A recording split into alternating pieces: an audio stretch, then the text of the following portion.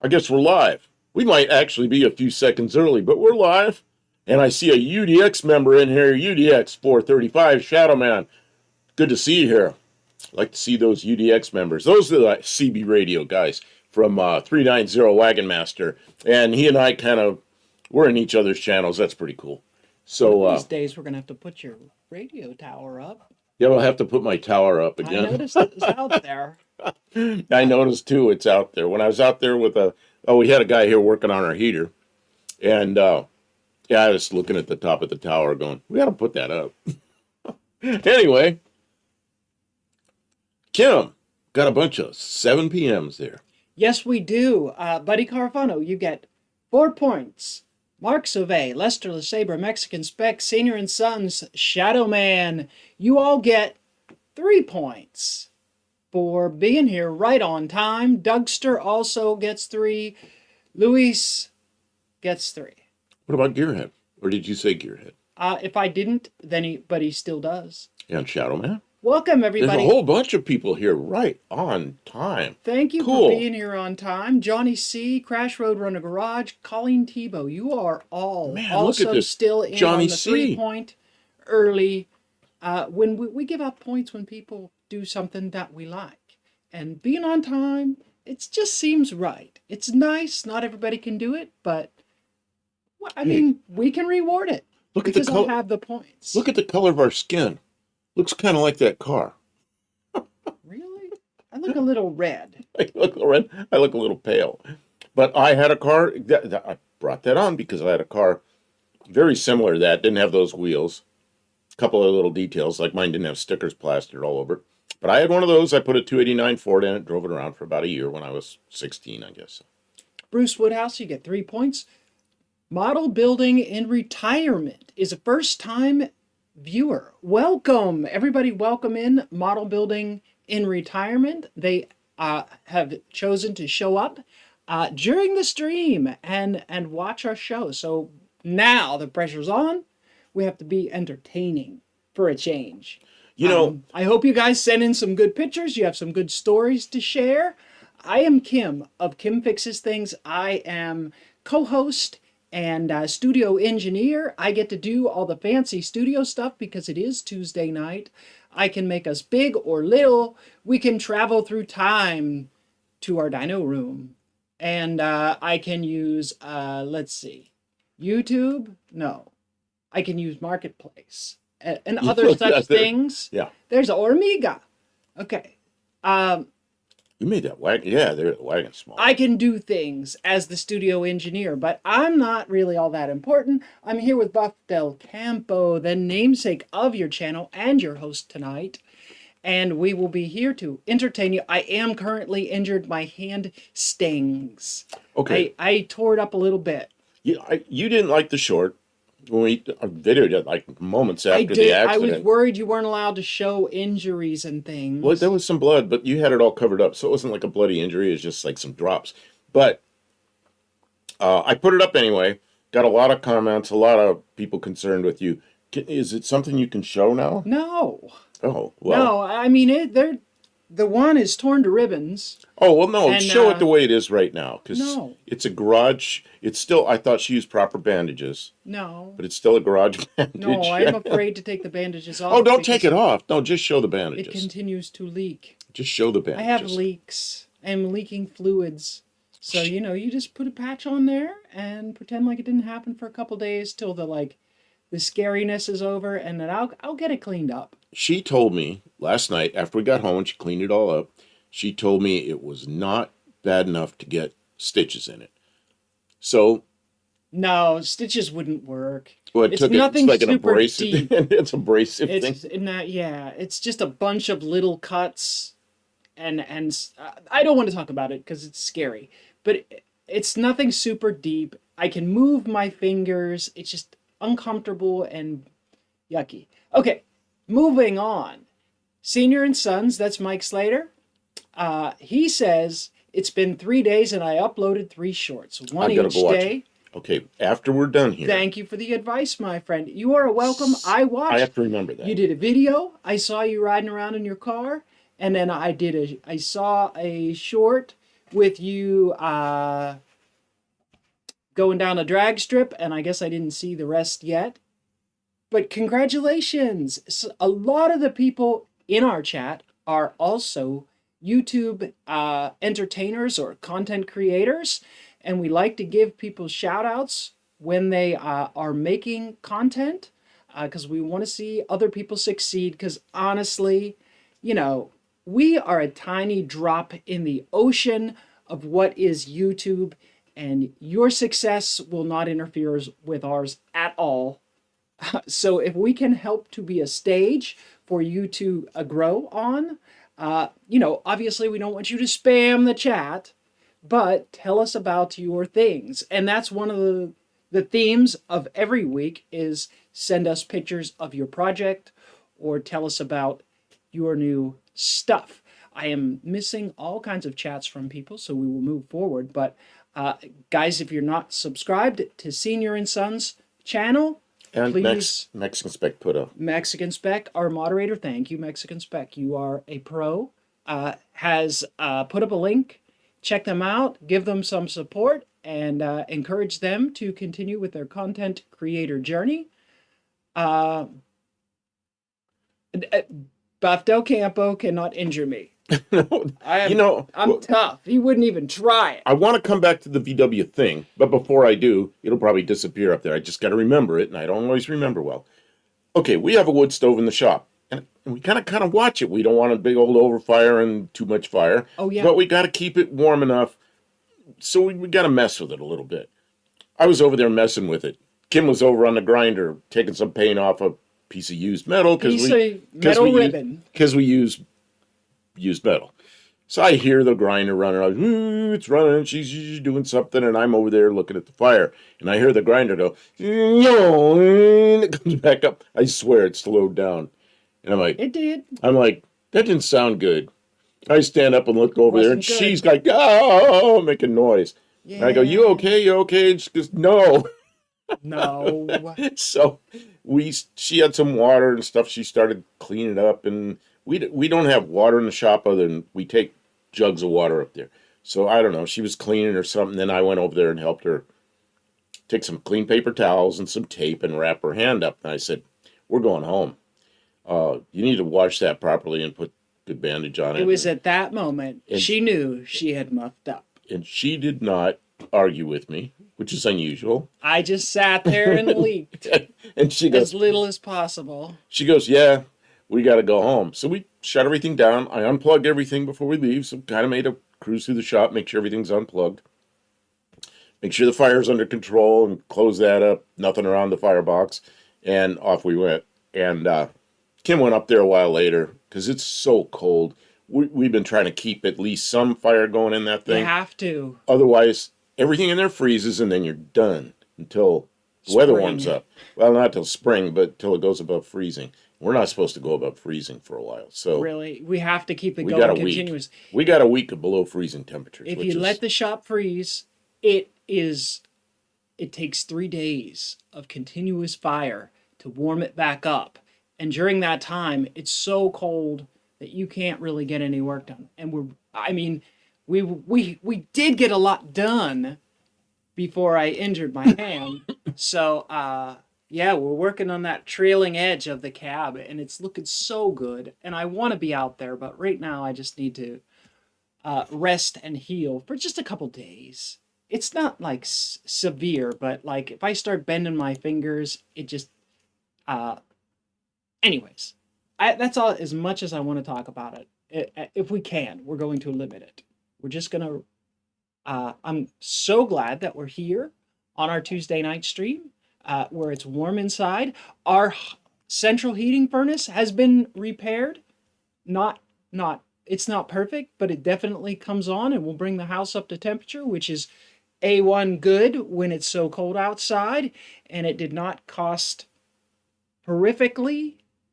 What was it? The disconnect for the 220 line was melted, and it was melted bad. 50 amps times 2, and it had melted the connection.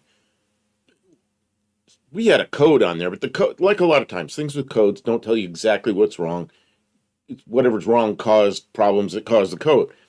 So the guy got here and he goes, you know, there's this foam that insulates that thing. He goes, the foam's melted, and he goes, I know that's a bad connection there. He fixed the connection.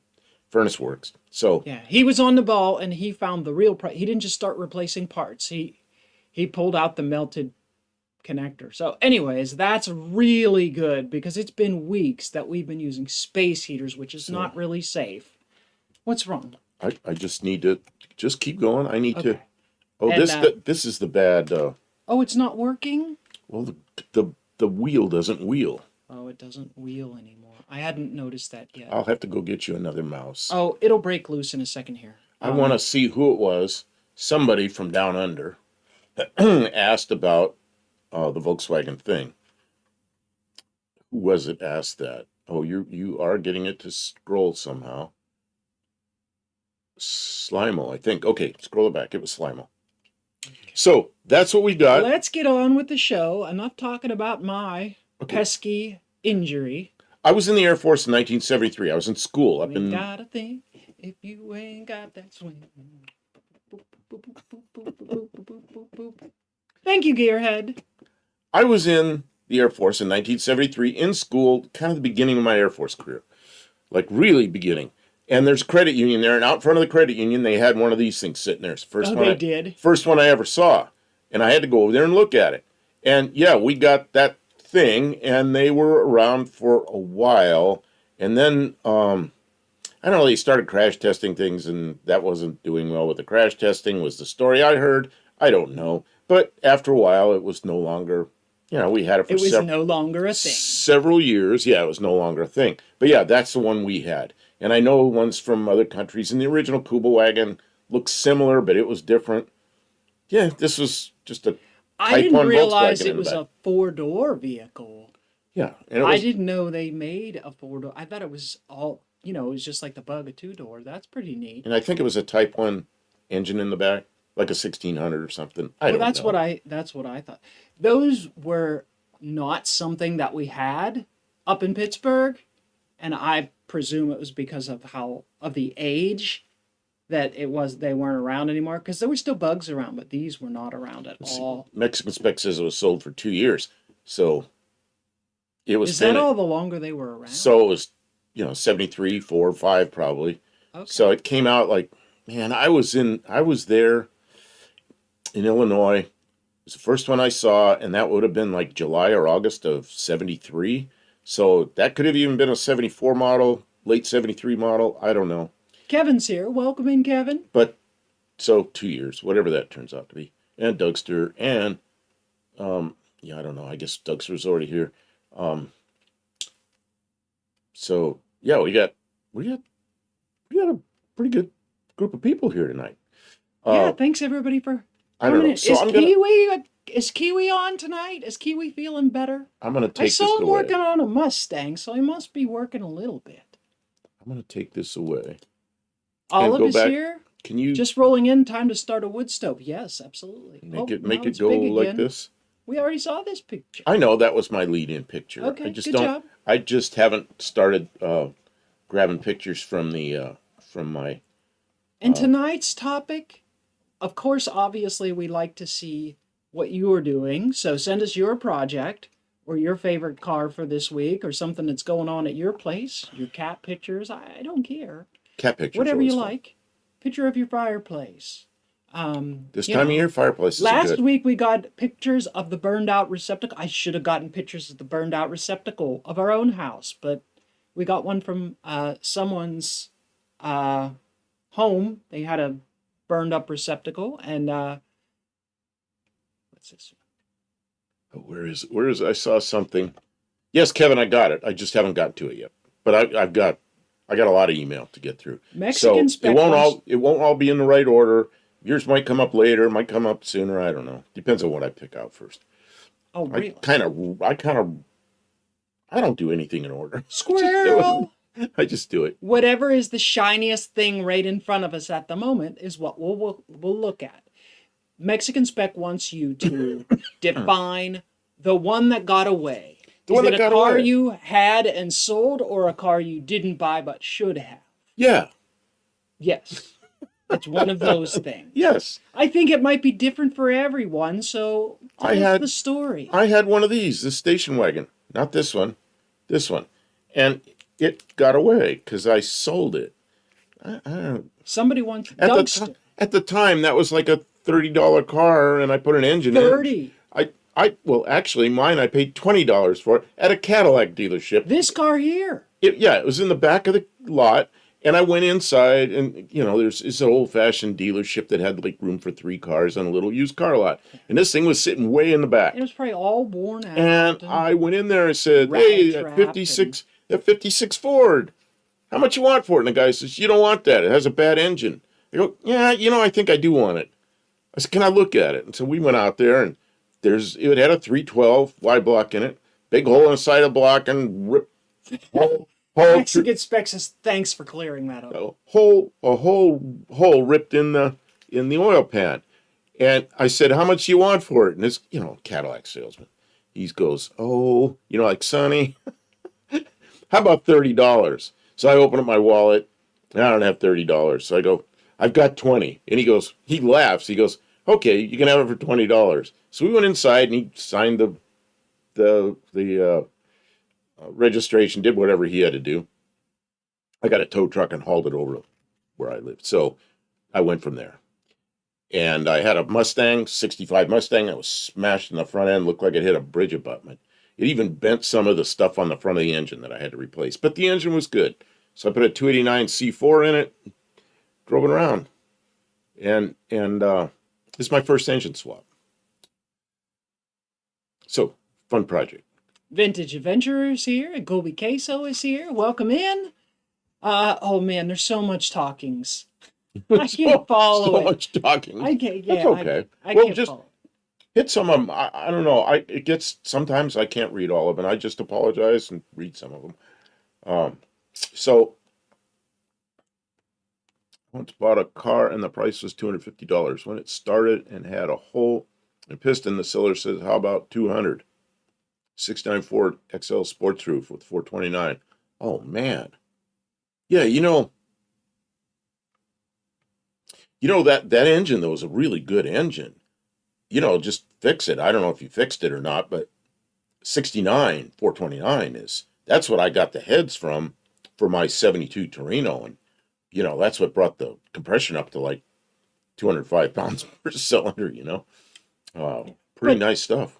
But there was a time where you didn't realize that 69 was the good engine with the high compression, and that by the late 70s 72? you'd never get anything like that ever again. I pulled the heads off my 72 Torino, and they were the ones that you call open chamber. It's a big old deep dish thing. I don't know how you get any compression that way. You don't. So I put they were from a 69, the 69 heads on it.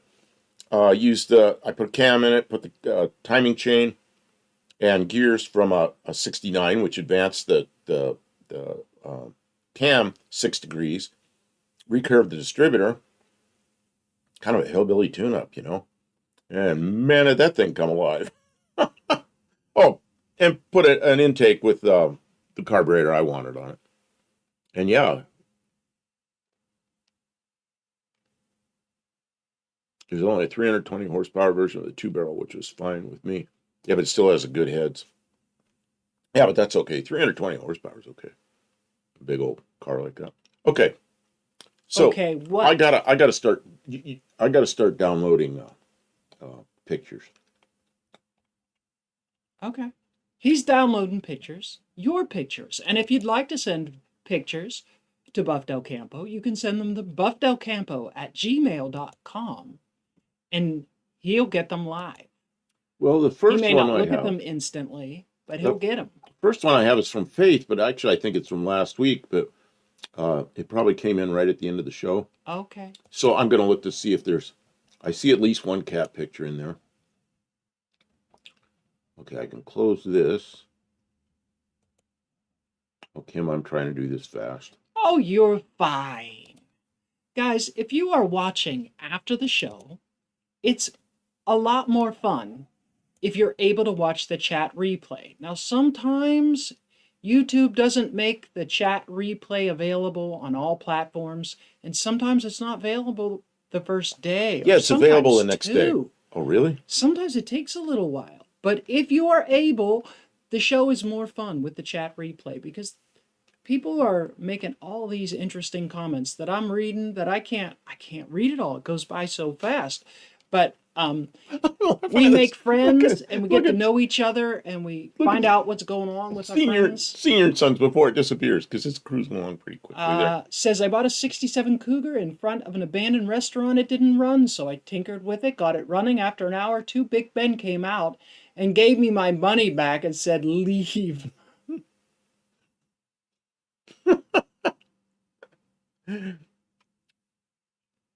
That's terrible. Did you already have the title?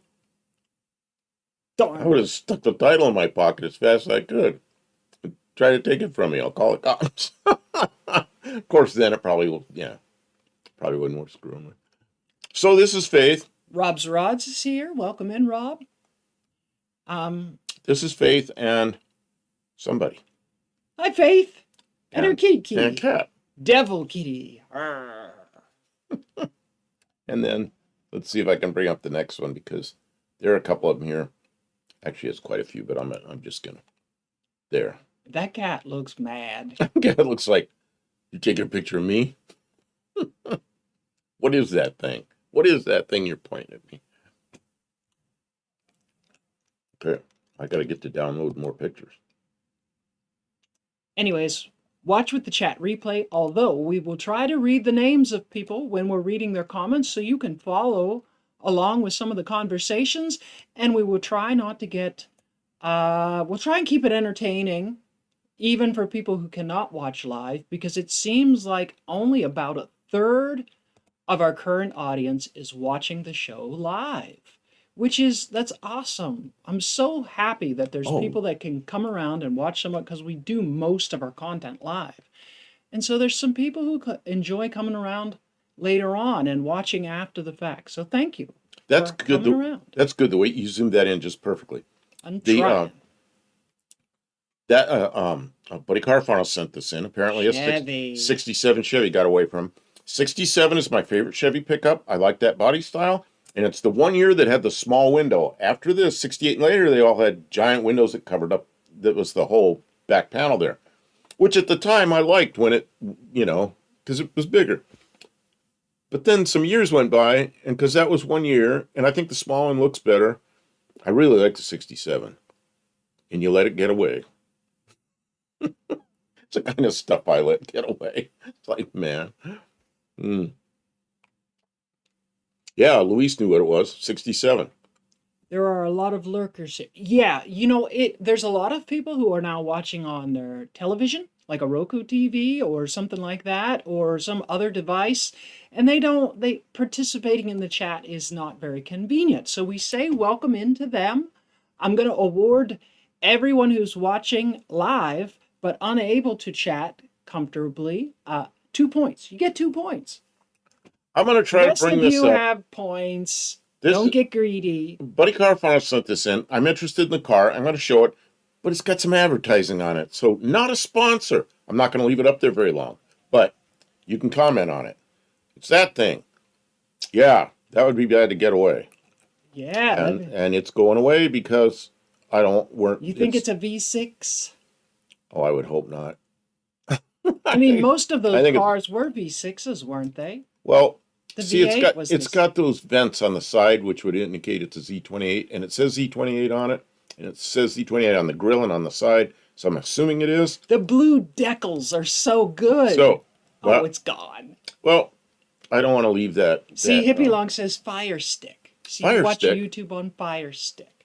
We appreciate all your support because it makes it more fun when we have people participating. Fire Stick is the antenna, CB antenna I have as a Fire Stick.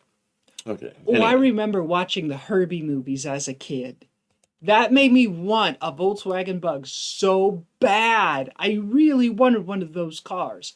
And when I got a little older, as a teenager, I had one, but it was such a horrible rust bucket. And now it was just unpleasant. And I know they're not all like that, but that's just what I think of when I think of Volkswagen Bugs, and I like the style, but I just don't, the practical driving it, it's just like, ooh, no.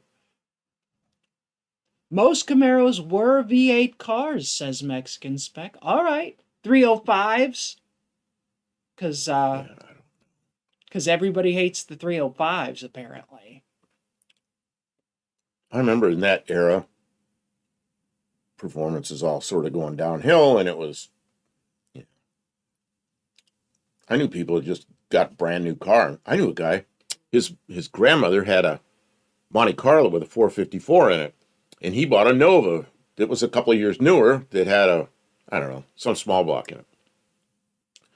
So one day he borrowed his grandmother's Monte Carlo, pulled it in the garage, and did one of these. Put the 454, earlier model 454, in his Nova, and he put the small block in his grandmother's Monte Carlo, and he had to heat springs or something to bring it down to normal height. And he said it cost him one radiator hose to do the swap. So he had a 454, and he goes, she never knew the difference. Okay. Hippie Long saw Herbie at the drive-ins. Yeah, I might have even seen it too. Olive said the Z28s were all V8s except the Berlinettas. Yeah, but everyone peeled those stickers off, so you couldn't tell that it wasn't the V8 car. Who's this? I don't know. All that stuff was when I was very young. Krista Mitchell Pasco. Good evening. Hi, Pops. Is that me? Yes. That's me. Yes, you're the old man. Well, it's an archetype. There were so many years. I was the youngest guy at work, and I was gung-ho, just learn all I could, and I was always the youngest guy. And then I just worked like for, I don't know, I had kids and bought houses and sold houses and do all the stuff you did when you got to move around. And then I was the oldest guy. So what happened? Are a couple shows where you're like the age of like the owner, or like the old, like very well seasoned guy in the shop, and there might be someone older, but you're getting really close to being the oldest guy on the show. After that, people, there's not another level of retirement after. There's one more position you could grow into. I get it now. Kevin says Krista is my daughter, so she's saying hi, Pops, probably to her father. Oh, okay. So that makes sense. Wow, well, welcome in. Same here, Buff. Now I am the oldest in the band, senior and sons. Yeah, it's just the way it is. My brother's a year younger than me, so I'm always going to be older than him. But he looks older than me because he doesn't have any hair. Man, he's one of these guys that lost his hair. He started doing the comb over in high school, and I just always had a full head of hair. And my mother's father was pretty much no hair, but my father and my father's father, my grandfather, they had a full head of hair all the way till they were died. So I got the hair. Man. This here is an orange Challenger. There were years I would have laughed at that, and now I look at it and I go, man, look at the potential there. Right. The upside potential on a car like that is pretty huge. Every once in a while I'll see one, right? But if they're in my price range, they're so far gone. And I'm like, that is like a 1.5-year project just to get it to drivable. And it's like, no one wants to watch anything that's going to take us that long. Like, that's for a big shop that has the time and the money to keep pushing on it. Unless you're Dead Dodge Garage. And then Jamie will work on 6 different cars all at once. It's insane. Okay, what do we got here? I'm looking at my email. Hippie Long says he has turtles that call him old. Man, those are some mean turtles.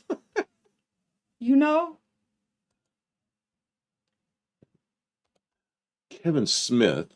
The rocker panels need structural. Oh yeah, that's pretty rotted. That's a northern car, I will say. Down south, they might get rusty, but they stop rotting. So there's the cat, but that's just them Even the old cars that come out of the swamps here are not as rusty as the northern cars. Oh, this is Because regular water doesn't rot them like the. Oh, that's a nice model. that's I uh wish we had a better picture. that's from Kevin Smith. Thank you, Kevin. And yeah, look Kevin's at that. getting us new subscribers. 58 Oldsmobile. And he put a second picture up there. Oh, that's like too Say big. hi to Tom Bogo, my buddy from Wickliffe, Wycliffe. Ohio. Wycliffe. Welcome in. That's we're close to where I live. That's near Cleveland.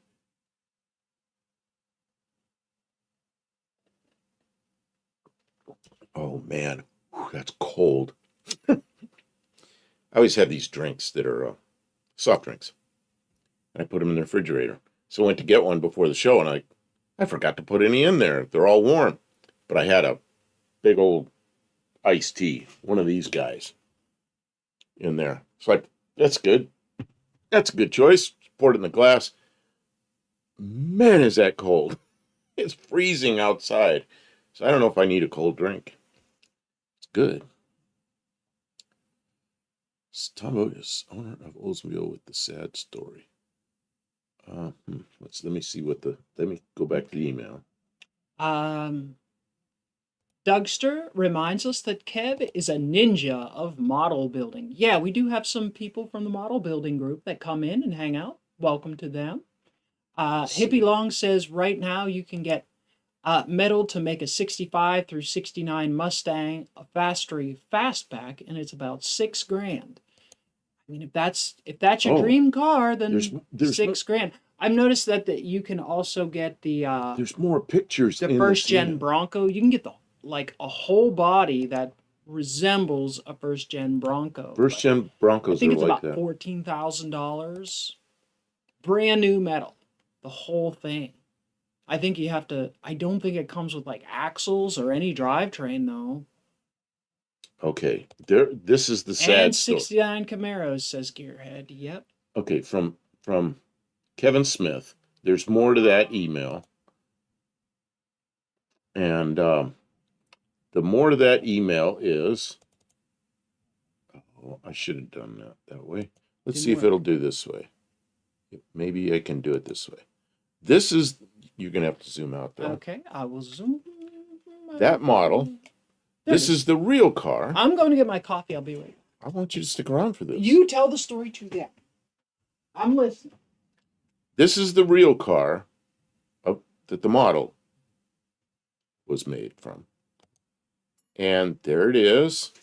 Man, look at next to it a 60 or 59 Oldsmobile next to it. And another picture of it. But it had a fire. And there's what happened to it. Oh, man. So that's the sad story. Nobody was hurt. The car sure was hurt. And then there was the model. Yeah, I'm going to go back.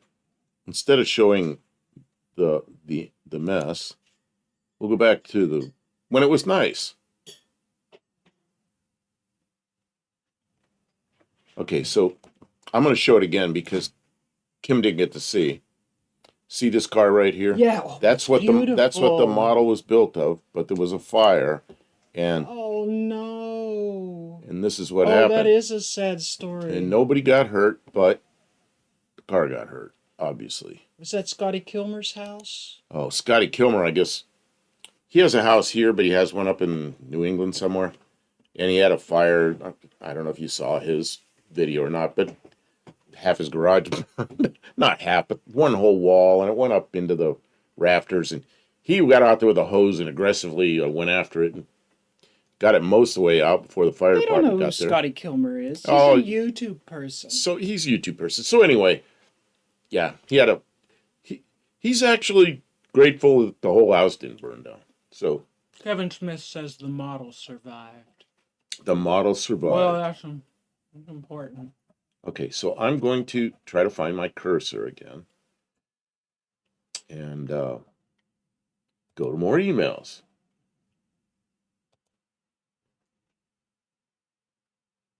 Okay, what is this? Part 4 car story. It is sad. I'm sorry for his loss. Oh, here's another one that may come in this way. Oh, I don't know what this is. Wow, can you make that a little smaller? Well, it's the picture that he sent. So I can only. It didn't work. That screenshot's just not It's detailed tiny. enough. It's tiny. Yep. Sorry about that. It's just not going to work. So I killed that one. And the so I've Braden is in love with cockatoos. Cockatoos. They're little birds. Now he Birds says, have a lot of now character. he says part 5. I'm going to try to download these guys. Oh, this is actually kind of interesting. I just hope these are large enough pictures because he sent some really tiny ones. And these are really interesting pictures, but from the thumbnails, I can't tell what they are. Okay. More pictures of the fire. Well, I don't want to show all the pictures of fire, but I do want to show more pictures of the car. Braden wants a toucan. I don't think you can get a toucan. I don't know if that's something you can like. This is not a lot of good resolution, but it's probably good enough. Just because you like Fruit Loops doesn't mean you can have a toucan. Oh, look at They're a lifelong. the old-fashioned kind of mirror and spotlight combination. Wow. Well, look at all those chrome things. Look at the glass on the glove compartment. Yeah, wheel covers the way they used to be. Okay, so that's that. I'm going to go on to other emails. Buddy Carafano says, oh, here we go. Senior and Son says, I'm drinking hot apple cider. And Dead Dodge Garage had apple cider last night. I did see him drinking apple cider. I don't know which video that was. Was that him working on his cornet? I did watch that video. I can't help but watch his videos. There's nothing else good. Buddy Carafano sent this in. They did. They get a lot of snow up north. I forget where Buddy Carafano is. I think he's in Massachusetts. Mm. Crash That's Road so Runner pretty. Grudge. Got a O'Reilly ad. It's pretty if you don't have to go outside.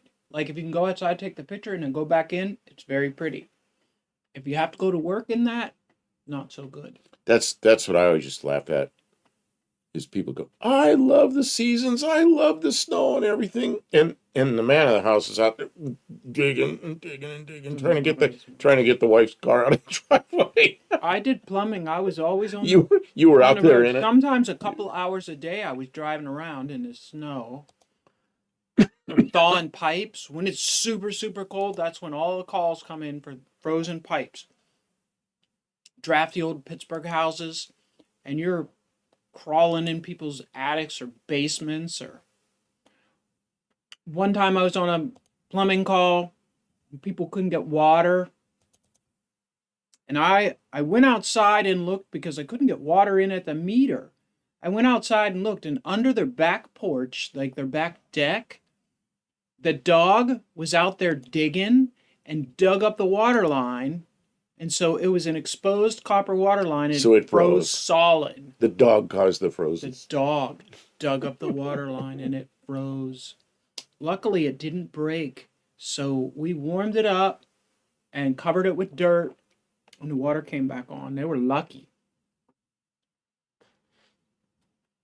Because that's the worst part of it, is if it just froze and you just waited and it came back on, but it doesn't. When they freeze, they break.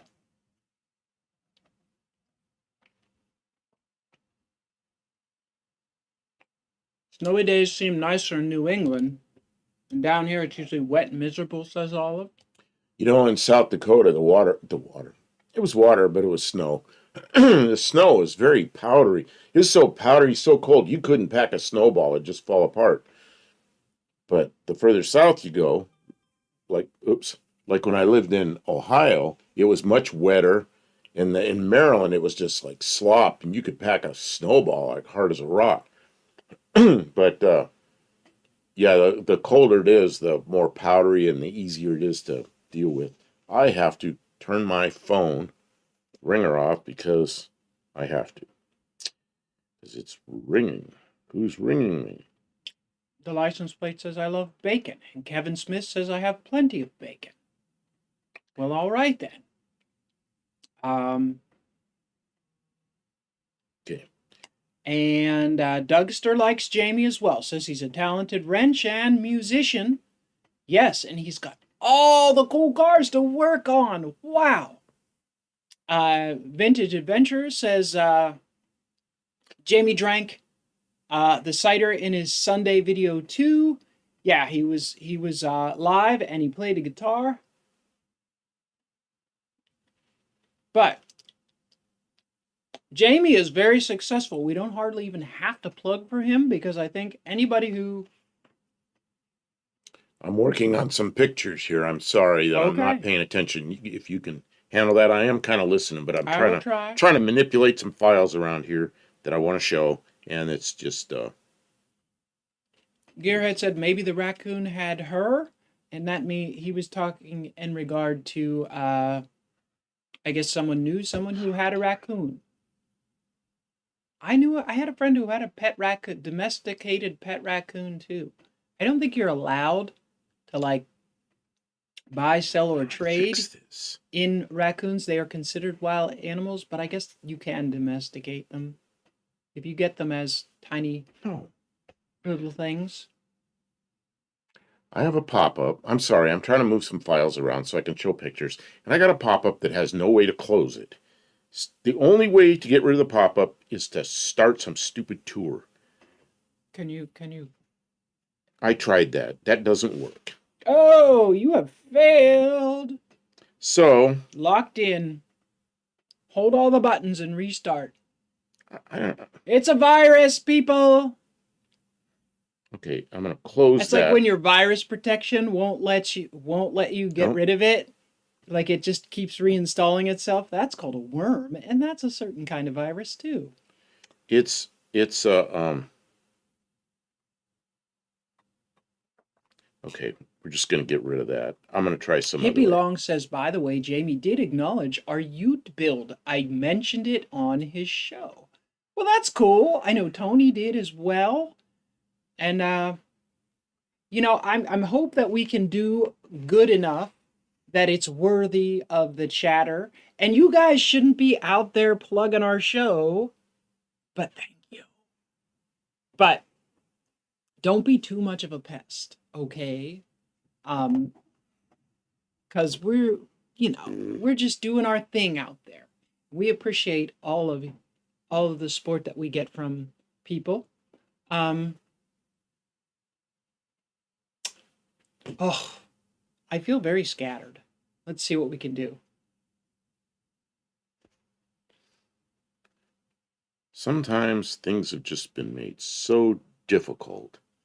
Senior and Sons says that his last short uploaded this evening is his 66 with open headers pulling in his shop. Nice. Very nice.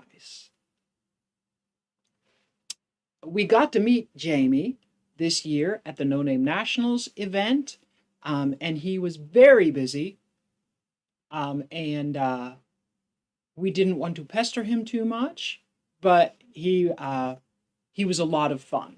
He really was. So I hope that we get to see him again someday, and we enjoy his content as much as we can. We do have sometimes try and get things done. And Who's this from? Tanner says, I think everyone should plug my show. Then again, I'm not ashamed to be that way. Well, I try to be humble because I don't want to set a high expectation that I can then not live up to because I am just me. And we work together, but we are both retired. I'm disabled, he's retired, and we don't work so fast, and we're not experts. If we were more like experts, it would be better. Like I don't know, it would be different, right? So I try and remain humble because I don't like to be humbled. I'd rather just remain humble. Um, and you guys treat me good, us good for that. Um, let's see. Something about cheese in Wisconsin. Olive likes Culver's. I don't remember what that's it. That Culver's? is. Culver's is like a really good fast food. I think you have to go inside, but they have really good burgers. Gearhead asks why not Kim, and I don't remember what he's referring to. Maybe he's referring to why I don't want to be a pest, and I think I answered that. I'm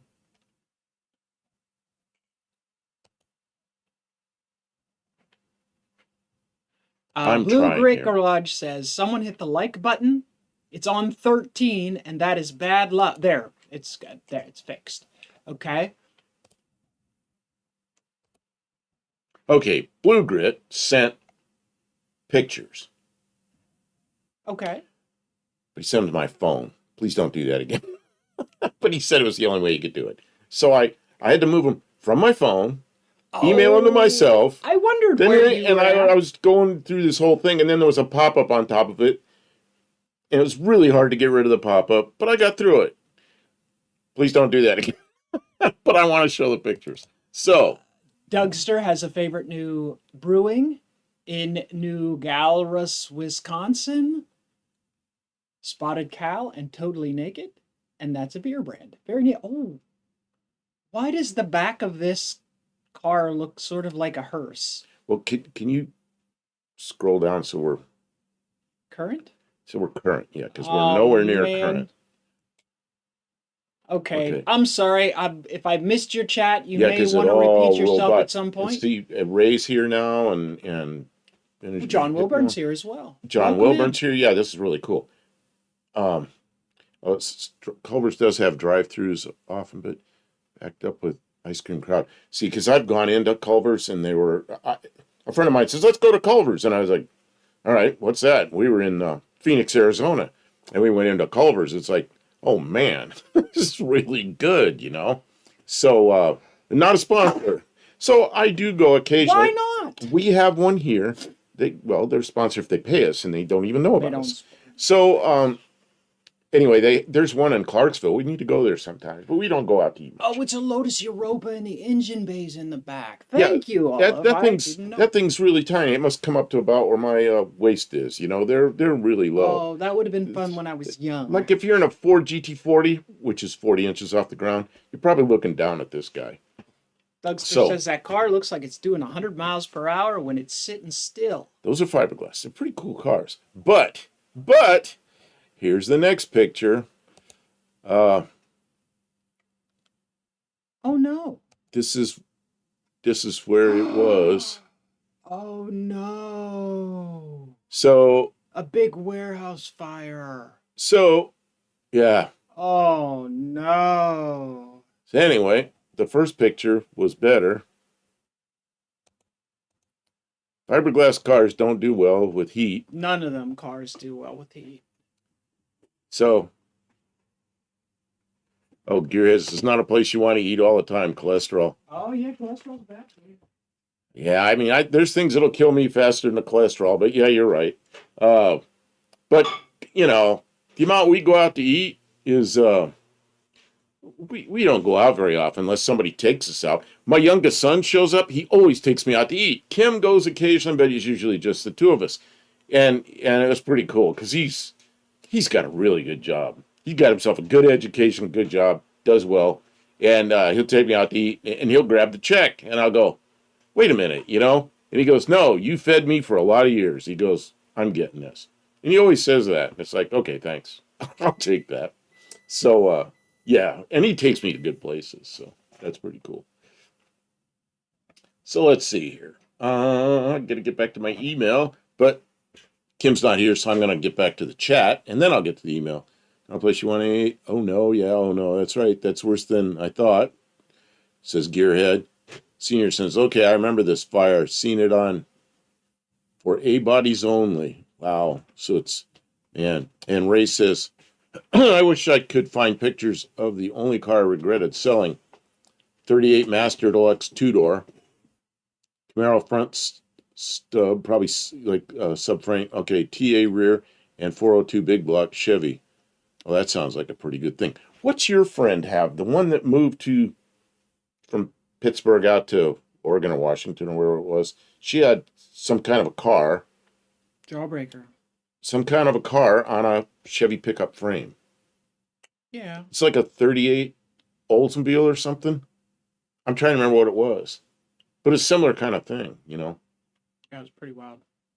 I don't know the details on it. I'm sorry. Well, you told me about it years ago, but you probably Don't remember it. don't remember it anymore because it's been too many years. You know what? It's in a video that I did a while back. Quite some time ago. Oh, really? Okay. So On my channel, where nobody goes ever. okay, so we have Braden sent in some. I'm trying to get to them. Let's see, maybe I can get to them by doing this. Okay, get through the fire. These are from Braden. I don't know exactly why he sent that. That looks like a painting. Oh, it's pretty cool. Futuristic. Chop top Buick. Almost 52 years old and still looks better than AI Tesla. Man, those things are 52 years old. Really? Think about this. Oh, that was even a while ago. That's 55 years old now. That's a 70. 56 years old now. No, it's not. That Is doesn't that make any right? sense. 70? Yeah, it does. 1970 to That doesn't seem real. think about when 1970 was. Think about where you were in 1970. Wow. You weren't around yet. So that was that's 56 by year model, that's 56 years old. Yeah, it's a Mexican spec says 56 now. And I remember those things. Man. I had a paper out then. I was 16. Was just finishing up paper out, getting my driver's license and moving into real jobs, you know. But on that paper out, it was late in 1969 when those came out. I was walking to the Chevrolet dealer every day, and those things were in there. And smelled new. You know, they had all the windows down in the showroom. And you could smell of the brand new interiors and everything. It's like clear as I can remember now. Hey, this is something I want to ask everybody. You ever something you haven't seen or been around in years and years and years, like maybe 20 years or 30 years or something, and you get a little whiff of a smell and it just puts you right back to that spot? I've had that happen, and I mentioned that one time, and somebody brought it up and said, you know what? Your memory will remember smell better than anything else. And I don't know how true that is, but I think maybe it is. That first burnt car was my brother's Fox body. The next few were the Lotus with my brother holding the steering wheel, sitting on what was left of the seat. Jeez. Okay, let's see what else Braden had sent us. What the hell is that? I don't know. That's pretty neat. What is that thing, Braden? Doesn't say what it is. It says image 2 or something.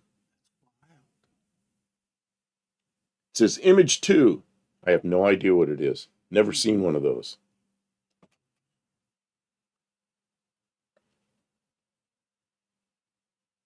Yeah, and Luis knows his car, 70 Chevelle, you know. Yes, and all cars have. To me, The same scent. Oh, the same scent. Okay. As in smell scent. I read the same about smells. Yep. Fantasy car. I don't think Wheels. you remember it better than anything, but it's very scents can be give strong. Every once in a while, I get a smell of something. I go, oh yeah. I remember it'll bring up a memory. Blue Grit says, don't they have old car smell in a perfume bottle? I don't think. And it's different for every car. Well, and my parents bought us a Chevy van in 1965, brand new one. And I remember that smell clearly. And years later, I was doing something around like a Chevrolet from that era, 65 or 6 or something. And it was a really well taken care of car. And I put my head inside, and it was like there was that smell again, and it just like whoo put me back to 1965, and it was the fresh vinyl and whatever the heck the interior was made out of. That there was just a hint of that smell, and I recognized it Lead right away. paint. Lead paint. No, it's the vinyl and but that smell usually by a year or so it's gone, and then it starts smelling like hamburgers and cigarette butts and farts and everything else, and then years later it just smells like rot, mice, and all the things that old cars smell like. All that smell is gone, but it was a well taken care of garage. Oh, my car Yeah. that has that hint. Every once in a while, I get in that thing, and like if we're working on something, I was like, "Oh yeah, that new Fairmont smell," and I'll catch just a whiff of it, like if we're taking something apart, because that car wasn't smoked in and it was kept indoors, and so there's still The little old bits of it. Volkswagens have a very distinctive Did it? smell. It might be the jute in the seats or something like that. Mm. I remember that from old Mercedes because they had like horsehair or something in the seats, and you could smell that when it was new, and then as it got old, it just got worse, not better. Uh, okay, let's see here. I got to look at the. Gearhead says that's why Disney pumps smells throughout their parks. They do. Yeah. Mark Sylvain says, ever see the Blastoline? Blastoline brothers built a lot of cars that are giant things, and Jay Leno and Blastoline brothers he had some of their cars and showed a lot of their cars. Yeah, I know about those guys. They're a pretty interesting bunch. So smell is huge vehicle to bring back memories. There, perfume in my mom's friend Jan would wear it when I was a little kid. Periodically, I smell it and think of Jan. Oh, that's kind of interesting. When you're reading, you Yeah. gotta read. You can't like remember. I know. I'm trying to get through it quickly because it's moving so quickly. Racer. Read it or don't. Okay, I know. Yes. Ray says, Buff, sent a picture of a 38 like what mine could have looked like. Mine was patina. There's that word that Bad Chad calls pantina, which is something else. Okay, I see it. I'll get to it. So this Oldsmobile up here is one that Braden sent in. I'm going to go to Ray's. 38 Racing Ray says old Dodge pickups have their very own smell. That's true. Yes. Yeah. It's like every brand manufacturer. There's some part of the vehicle that smells a lot. Maybe it's the fiberglass and mold of under the dash stuff or something in the carpet or whatever, but there's something that really stands out in most different brands and different eras of vehicles. It's pretty neat. That's one Ray was talking about. 38 Oh, Dodge. yeah, one of those. He had one that had all this, had the subframe, it was a yeah. modern car underneath, It's so cool looking. and he let it get away.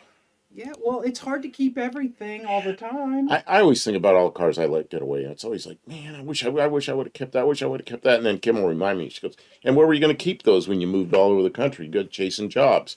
You know what I mean? I have a yard full of cars that I got to move all over the country. I got to rent out an apartment with a giant yard. It's like, no, that's what happened. They had to go, and maybe I drove one of them to somewhere. I chose to drive a 79. That's all I had at the time. A 79 Honda Civic from California to Ohio in 1991. And it was the one that was been smashed in front end. Somebody beat it out with a ball peen hammer. So the whole front, I used to laugh. I said, the whole front of that thing looks like a bag of walnuts. It's like a joke, But that got left in Ohio in a wrecking yard, sadly.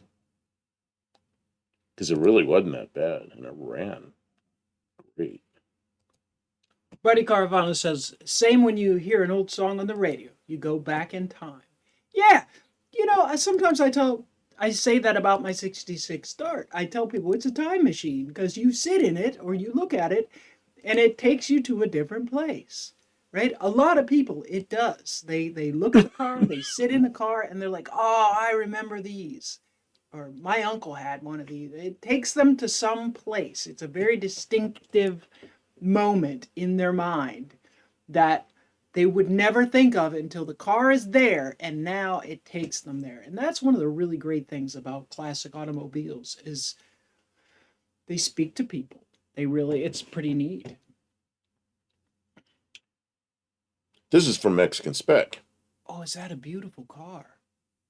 So that is a 62 Chrysler wagon, New Yorker wagon. Yeah, that's a pretty nice car, isn't it?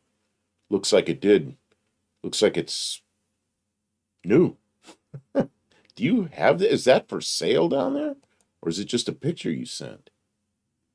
Man. And that's when the wagons were hardtops. The B pillar didn't go all the way up. It just was something for the back door to swing on and for the front door to latch to. But you see the windows didn't have frames around them, but they sealed. Wow, that's a nice car. And Dean Stevenson's here. Something with, what is that? Turkeys and some other bird or something. What is that? New Yorker is Dougster approved. You need a stamp that goes, it says Dougster approved.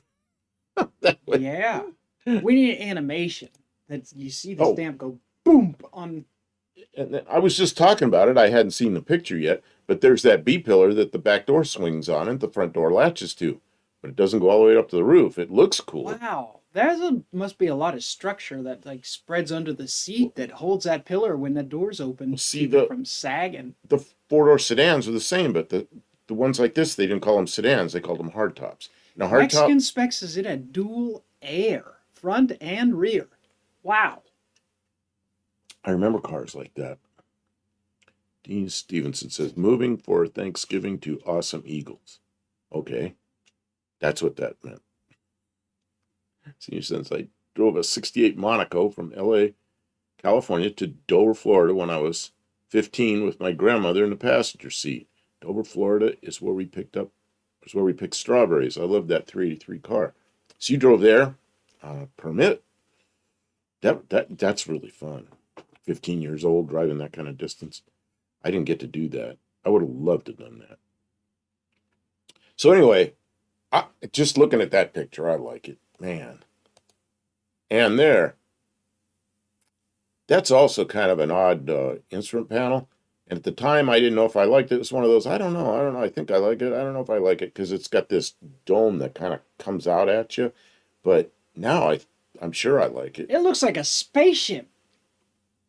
And that needle goes, sweeps Yeah. across. Yeah, it's pretty cool. Yeah, is this one for sale? Did Mexican Spec say anything? I have the modern version of this now, 2000 Dodge Durango, dual air. Okay, Mexican Spec. Hey, Dean Stevenson. I don't know if he said anything. It's already scrolled by. If he I did, think he said he sold one like it in the 80s to okay. a guy in because Europe. that's a great. Oh, there's even a better picture of it. He's telling us about a car that got away. He had Now one I like get it it. and he sold it. Now I get it. And he didn't realize how special the car was. It only had over 700 built. Look I at see. the steering. The steering wrong. Look at the speedometer gauges. needle. How thin and tiny that speedometer needle is, and the speedometer is in 1 mile an hour increments, so you can tell exactly how fast you're going if it's accurate. And then all the other gauges are in there. There's fuel and ammeter, typical Chrysler ammeter, oil pressure, and coolant temperature. That's pretty nice, you know. Doug says, if I owned that New Yorker, I'd have a cross ram manifolds, the one where the carbs are above the inner fenders. You know who doesn't like those? You know who doesn't like that manifold? Nick from Nick's Garage? No, the wheel alignment shops, because you can't get to the adjustments with the carburetors and the manifold there. So it becomes Well, a they can nightmare. suck it. It becomes a nightmare for a wheel alignment. And I know that because when I was 17, 1971, working in a wheel alignment shop, I heard somebody, a mechanic that was obviously not happy about it. He really liked the car. He really didn't like doing the wheel alignment. So, yeah, it was a very expensive wheel alignment. Yeah, those are really unique gauges. I don't think I've ever seen the free out there just kind of in the wind. Although I know there's glass over it, but I mean it's like the little needles are out there in the wind behind the other gauges. It is kind It's of pretty wild. interesting looking. Okay, I'm downloading another one of Mexican Specs. Let me see if I can get to that from here. Let me zoom in that a little bit. And that is a 61 Chrysler Windsor. I'm going to cover it. Oh, you can see through my hat a little bit. I'll back it out a little bit so you can see the front of it. I like those. I had a neighbor across the street when I was a kid, had one of these, only it was a two-door. It was a two-door hardtop. But that was their daily driver. It was kind of a pinkish red color, salmon. I don't know, something like that. Mexican Spec says the turn signal lever was on the dash. Really? So, this neighbor across the street, their driveway went uphill a little bit because it was on a hillside there, and we were on the downhill side, and the street went by this way. So the street was level, or almost level, but their driveway was uphill. When they sold this car, they bought a 66 Ford station wagon. And I came home from school one day, and that station wagon had rolled out of their driveway across the street, gone up the curb, and it was sitting in the middle of our lawn. And my sister came home right after me, and she says, "What crazy lady parked in our lawn?" You know, so I knew whose car it was. So we went over there and told them, and they came back and drove it up the driveway. Oh man! But if it had been one of those, it probably would have poked holes in our house. You know? Yikes! Mexican Spec said, "This one I went out to look at it in Oxnard. I didn't buy it because it was a floor-shifted manual and I wanted the push buttons. I was young and stupid." Well, you know, in hindsight, I think that's a lot of what today's... Oh, look how pretty the interior is. See, there's another one of those. It's in such nice shape. There's another one of those. And look where they're talking about the knobs down here on the side of this thing, whatever that pod is called. You see what I mean?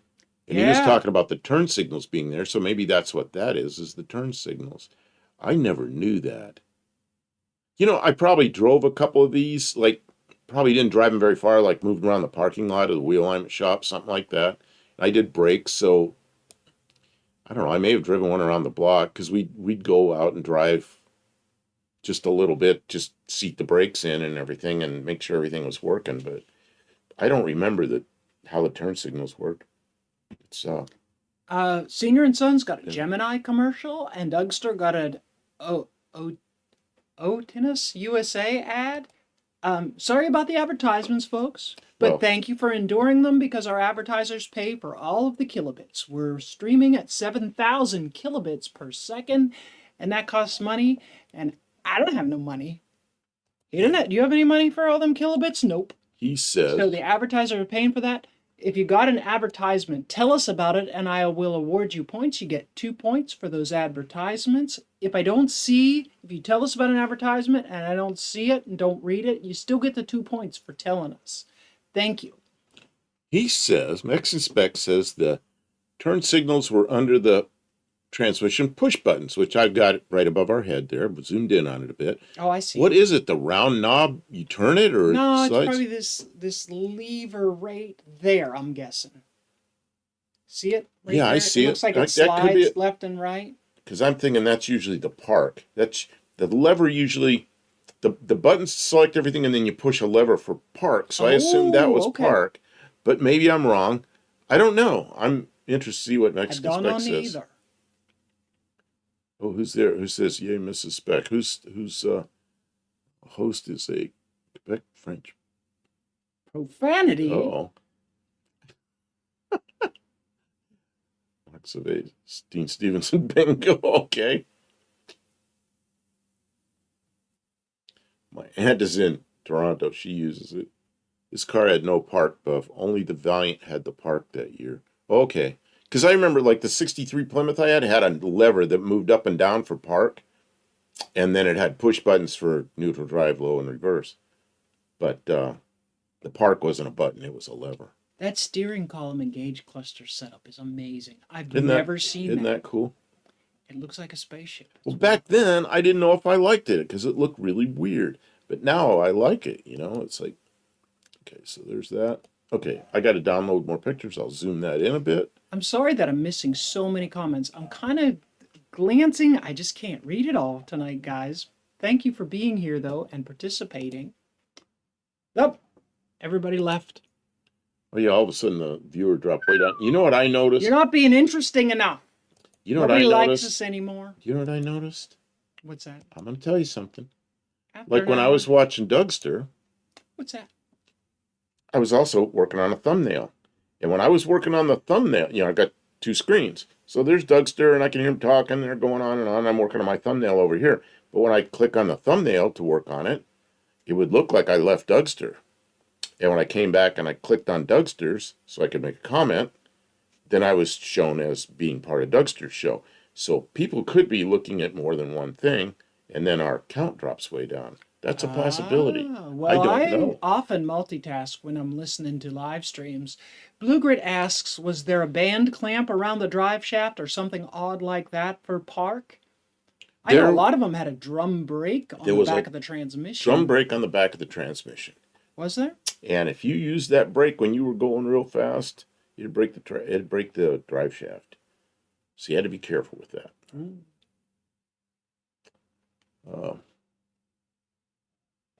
So here we have more. I'm trying to figure out who this is from. Just a second. I didn't pay attention. Oh, more Mexican spec. That's what this is. Kevin's leaving, but he'll be lurking. Thanks for being here, Kevin. We appreciate you. Take good care of the warden. Oh, that's a sharp car. Is that another Mexican spec picture? That's a Mexican spec picture. He finds good pictures. 61 Chevy sedan, because it has a post. Without the post, it's a hardtop. But yeah, 61 Chevys.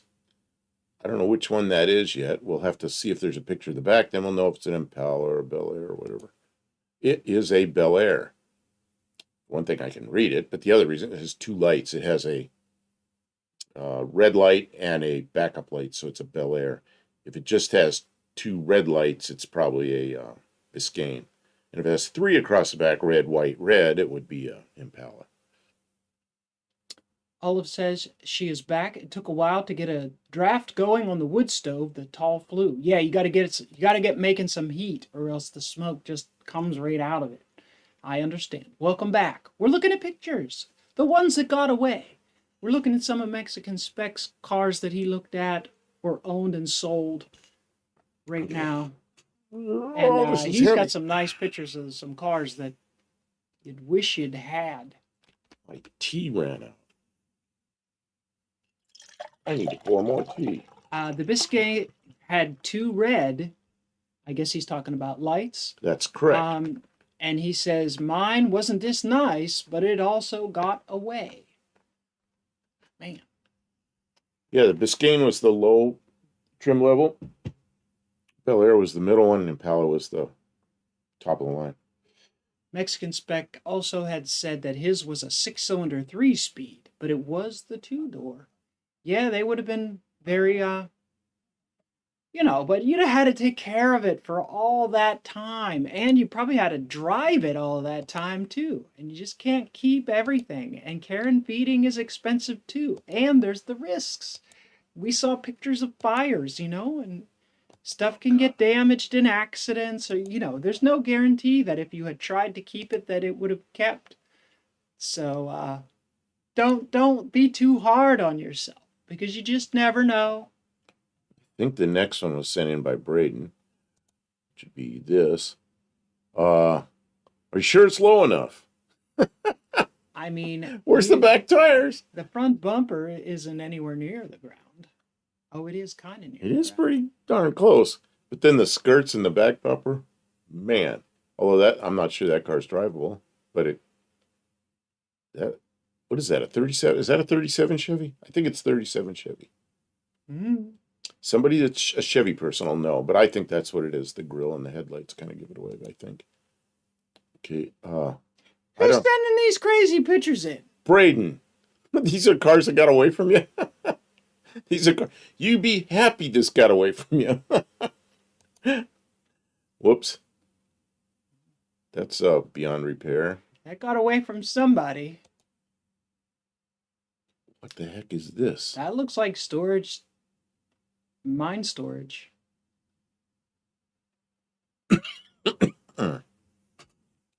Braden, I don't know what you're saying here. That's a horde of Volkswagens.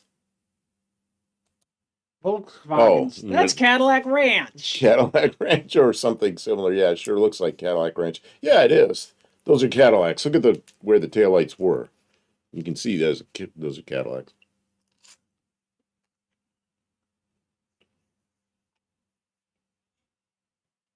Yeah, I've been near there so many times and not stopped because I'm always going somewhere.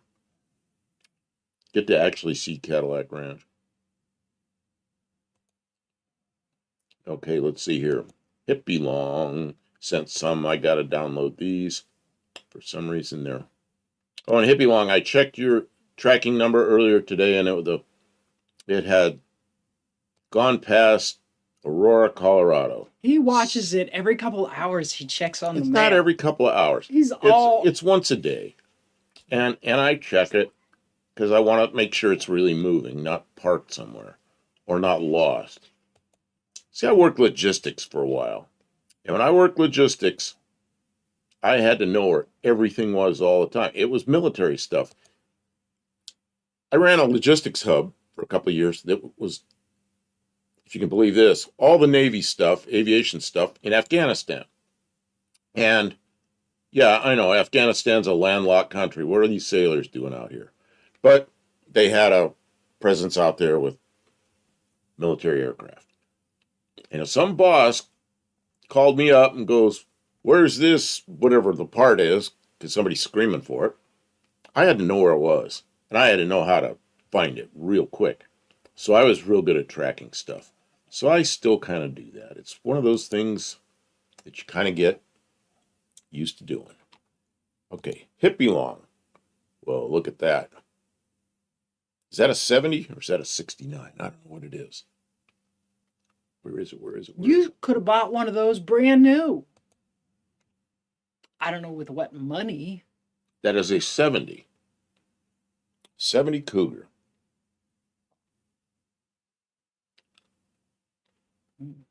Mexican Spec says you can sign up on USPS website to send you emails when it moves. There You go. can do that. Yeah, but what's the fun in that? Then he has to Well, read his then email. my phone's always going ding, ding, ding, ding, ding, ding. I hate that. had to shut some of that off because they couldn't get him away from his phone. my personal email that I've had for eons, decades, is Yahoo.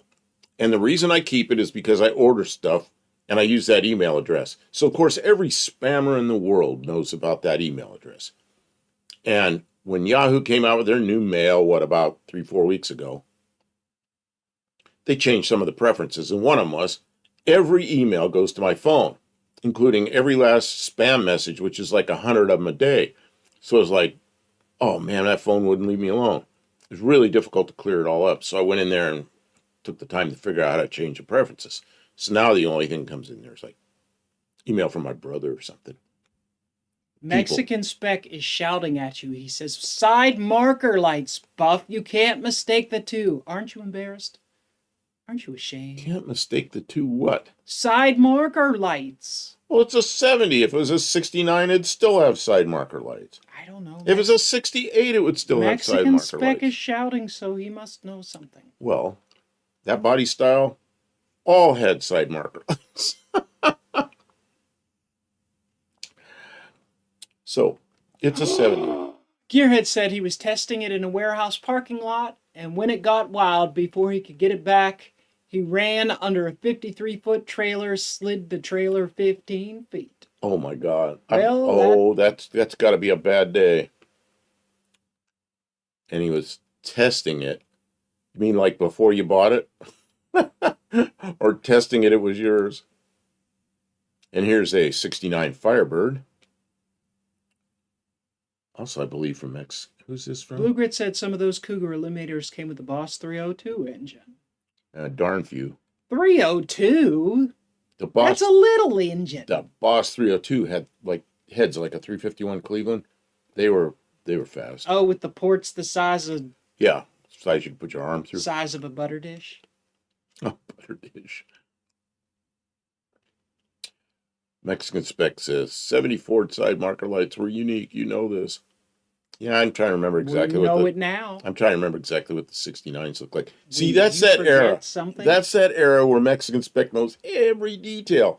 I know a lot of them, but he knows them better than I do. You know? Mexican Spec knows more about it than you. But you get in the early 50s and the late 40s, I bet he doesn't know.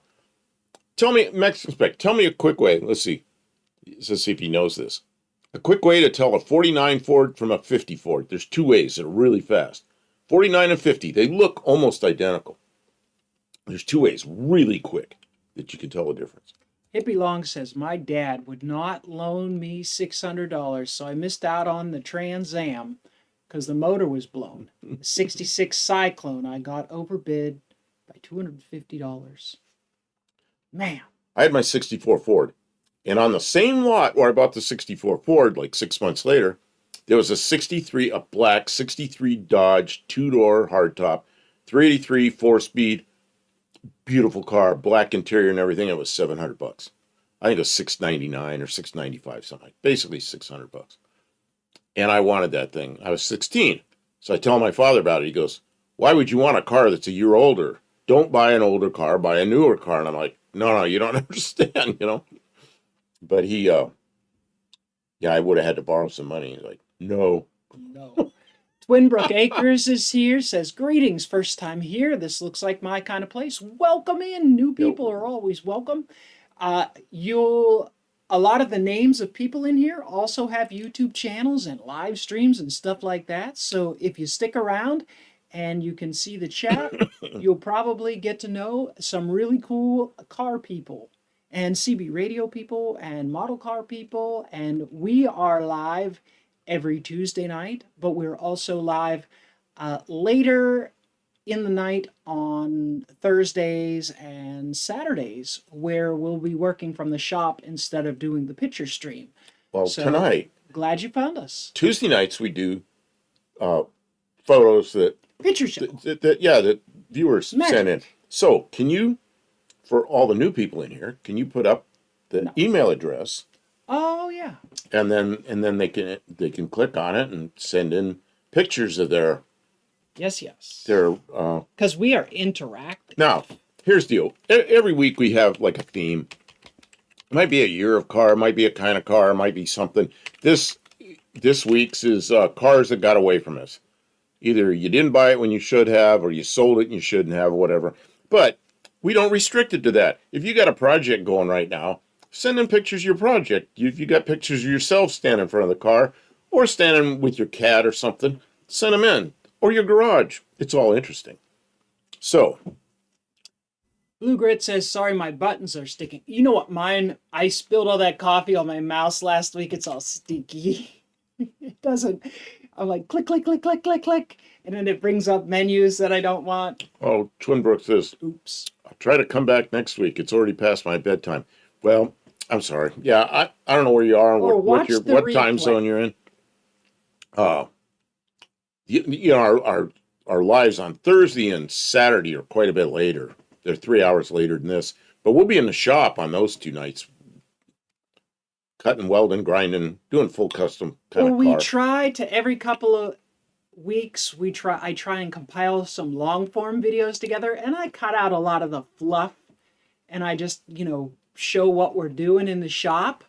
So if you can't watch the lives, sometimes some people find those to be entertaining. So, I don't know. And I do it short once every day. I do it.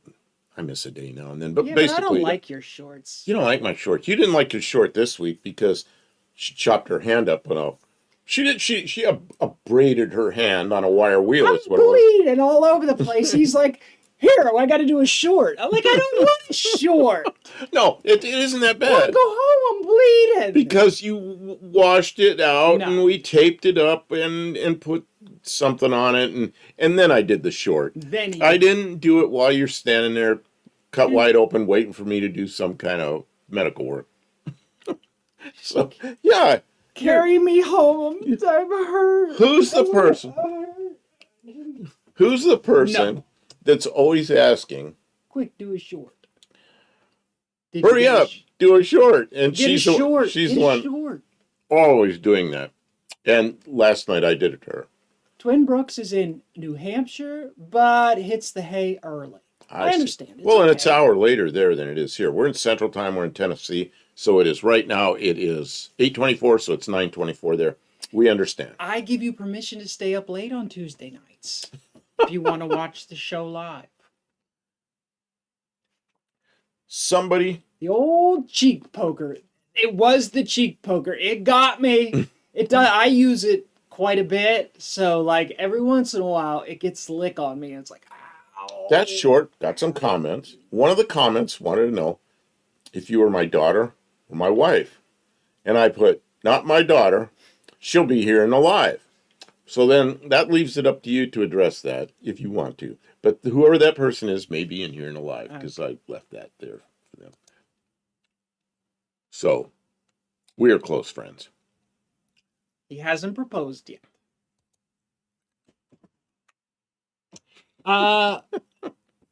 And you know what? What do we got I'm fresh here, out of anyway? email. I'm fresh out of emails. Who left the? Olive asks, "What is this car? Is it a Canadian Mercury? This is one that It's a Comet? Hippie Long left. Cyclone? It is a '66. I'm looking at it. I gotta show It the next says picture. Cyclone on the badge on the back. '66 Mercury Comet Cyclone. You know what? Those are the exact wheels I had on my '64 Ford. Exactly. I put those on my '64 Ford.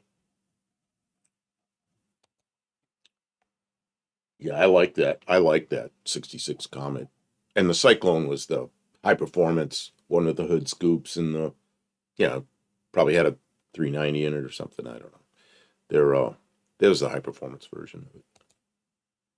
Here it is again. Yeah, nice car.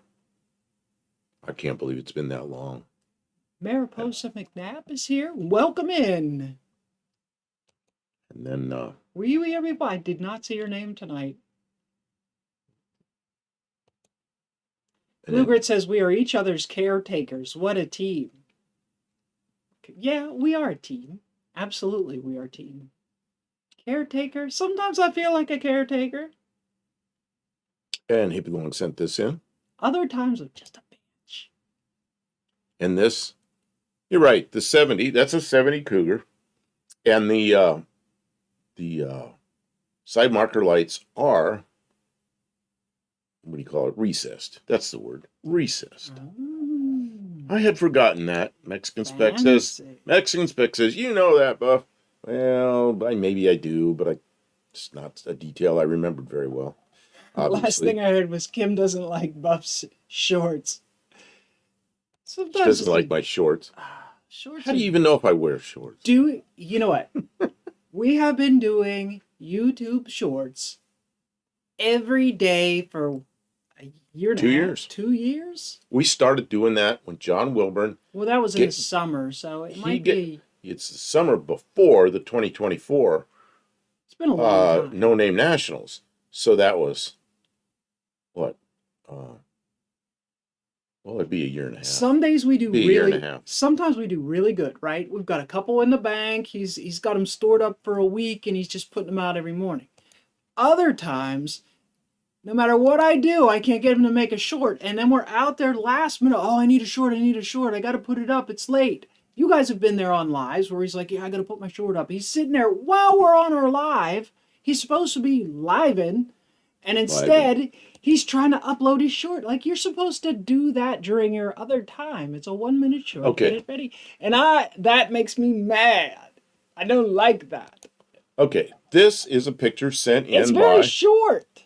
That's not a real car, is it? Sure it is. That's a Willis. That's a what year is that? Is it chopped down says, shorter than a real car? Okay, now, What? he sent this in an email, probably with his real name on it. So I need to know who sent this in, because I'm not just going to give your real name out. Who sent this picture in?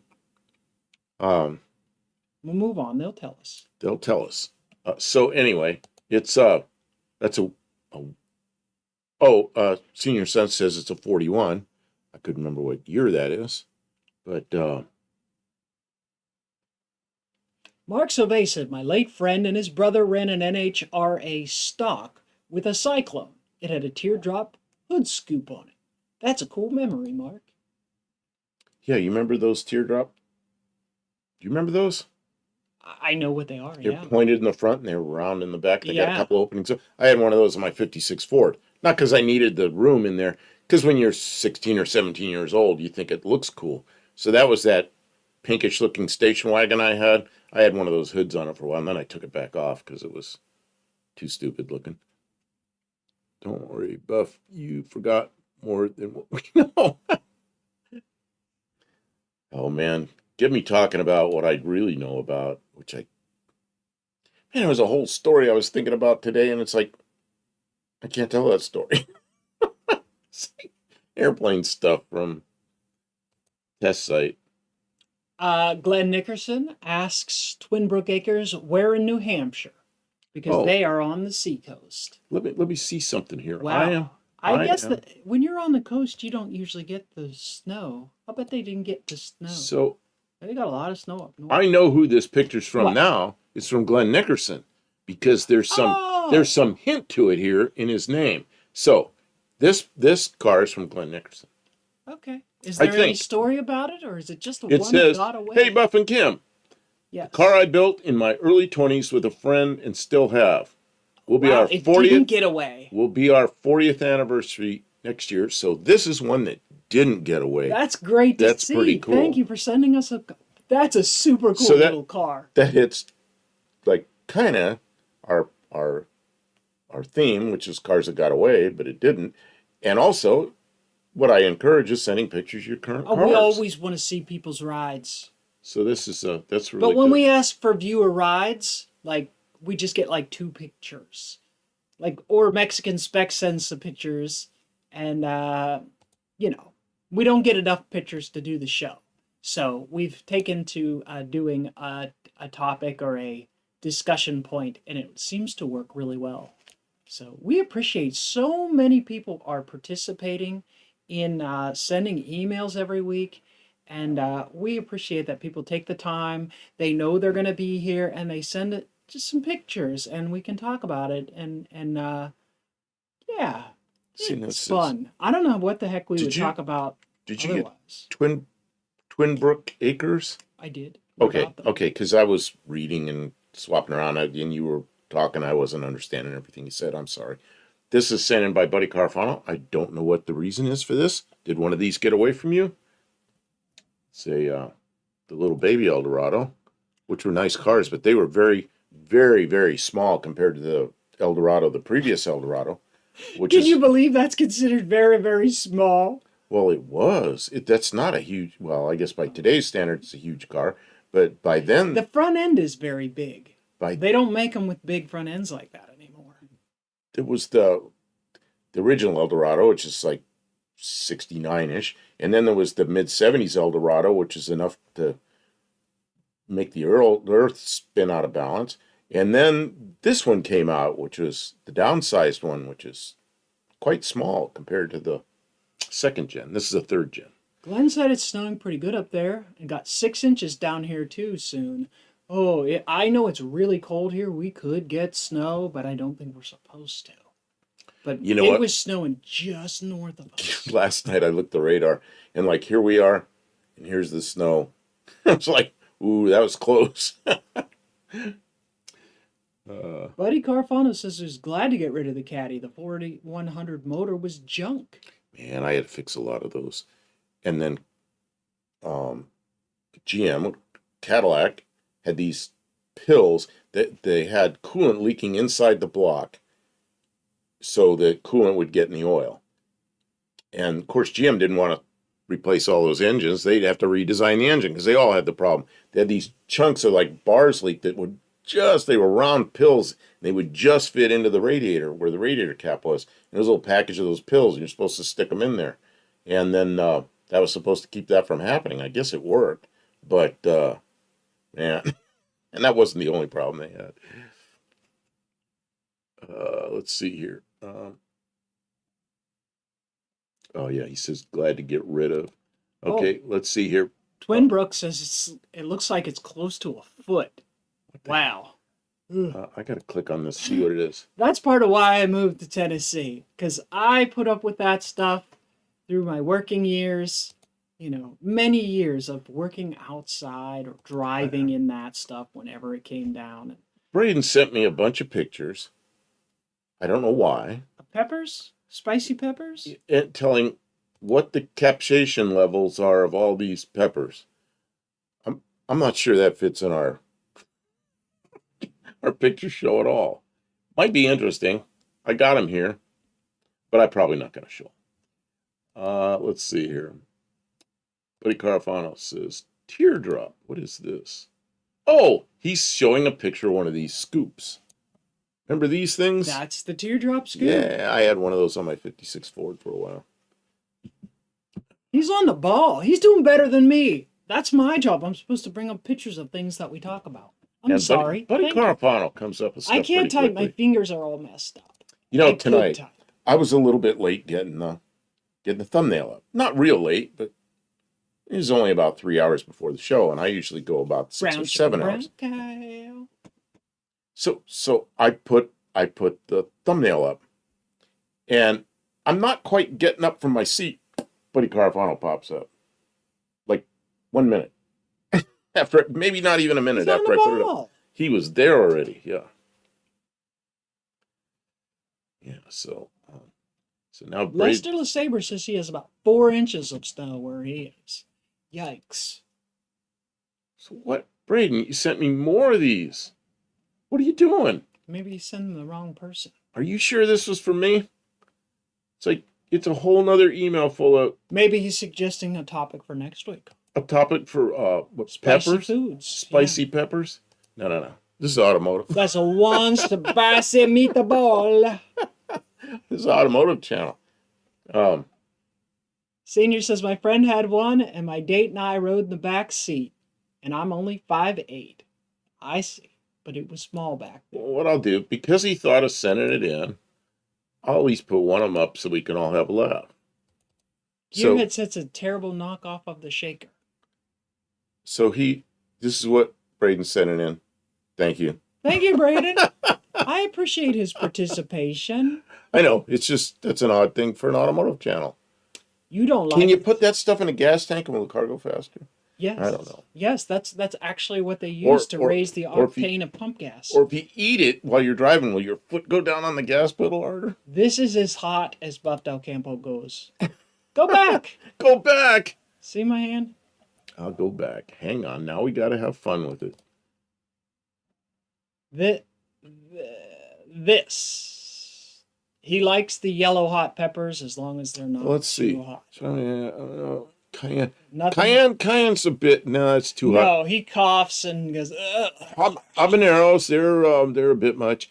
Yeah, you know what I like? I like jalapenos when you pull the seeds out of them. Jalapenos are pretty good, but that's about my limit.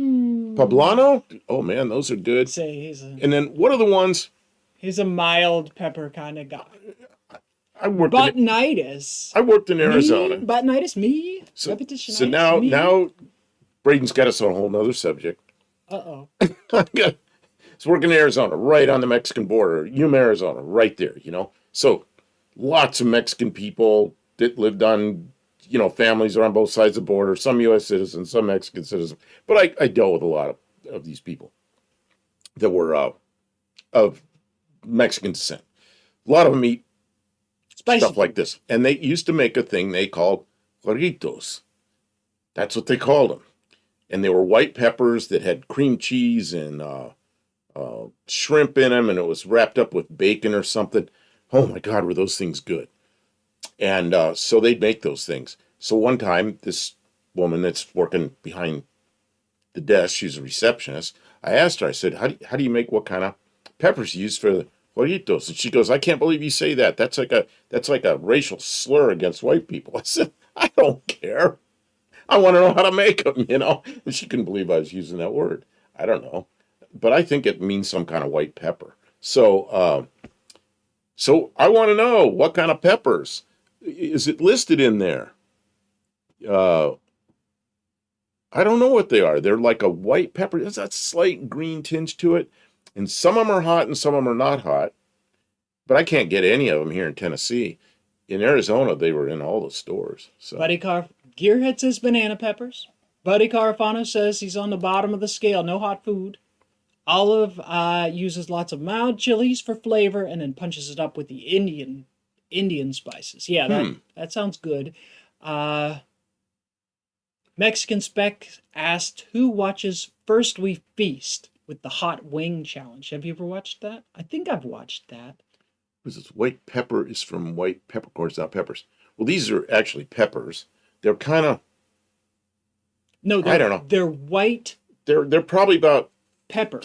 4 to 5 inches long. They have a slight green tinge to them. And when I bought them, when I was in Arizona, I'd buy them all the time. And some of them were brutally hot, and some of them weren't. They were like a little step below like a jalapeno. As long as you pulled the seeds out, they were fine. And I don't know what those were. And they made them with both. They made them, some were pretty hot, and some of them were not. But man, I wish I could get them here. But I'd ask the grocery store to get them. Sean O'Brien, welcome in, Sean. I didn't see you make any comments, but he's talking about the Diablo. His favorite hot sauce, habanero peppers. He likes the spicy stuff. Man, I got a story I told before. Habanero peppers. I had a roommate in Arizona. There were 3 of us living in this house. Oh, Tommy Hamlin's here too. Welcome in, Tommy. And there was a guy that we'd come home from work and he'd be cutting up a salad, and he was doing that, and he always cut up habanero pepper, like half of one, and chop little tiny pieces and put it in a salad.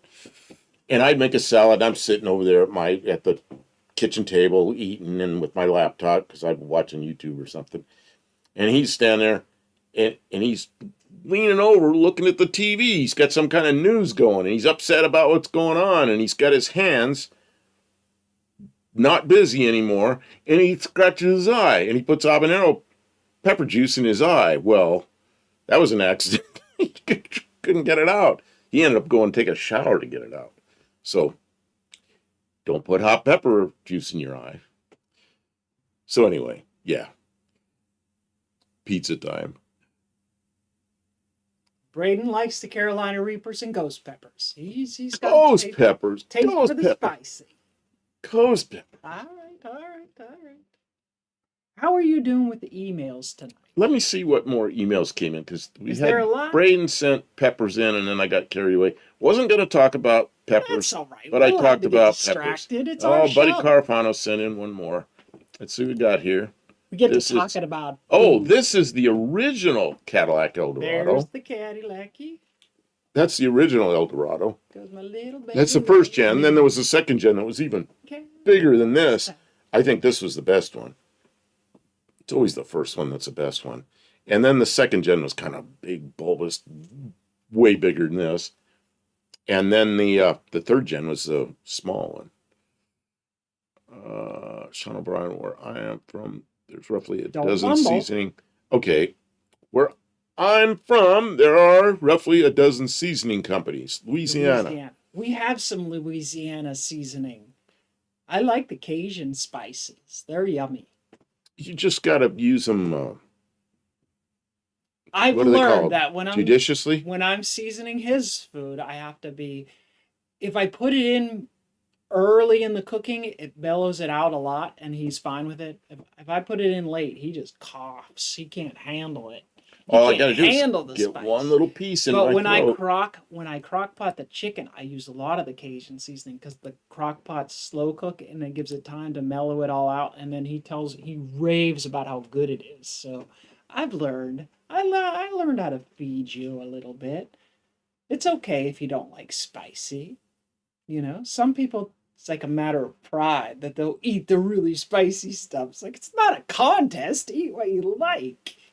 Oh, Tommy is wanting to know about your hand because he's, it's really early in the morning there. So he didn't come in during the beginning because it's way too early. Cleaning off a ribbon of metal. It had paint on it that I didn't want on there because I wanted weld to stick to it. And I got it caught in the wire wheel, and it grabbed. I was like, had it like wrapped around my hand sort of, and I was, like cleaning it like this, and it grabbed it and it pulled it off my hand. Well, it took some of my hand with it. And Yeah, it was messy. I'm okay. I'm okay. It's gonna hurt for a week or two, but I Oh, can it's that bad. Because I she wouldn't can really show it to I me. She can washed it move and my cleaned it all up. fingers, and I can feel the tips, but the tips feel funny.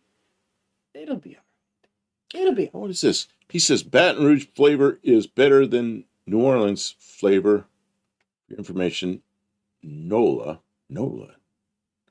what is that? Northern Louisiana has more fishy twist to mainland Louisiana.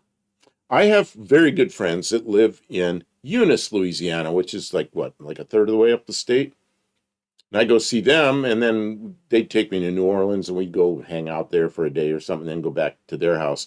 But yeah, what's because I that area, New Orleans, they know all the who's Cajun and who's what's the other and they know all the accents and who's Creole and Cajun and all this, and it all kind of I don't understand it all, but it's always good food. You know, love the apple juice in the beer mug. Oh, this is iced tea. It is green tea. This stuff, Arizona, Arizona iced tea, not a sponsor, so not apple juice. right. Olive says I used to like hot stuff to the point of competitively stupid. I mean, if it's what you really like, that's fine, but I don't torture myself. Oh,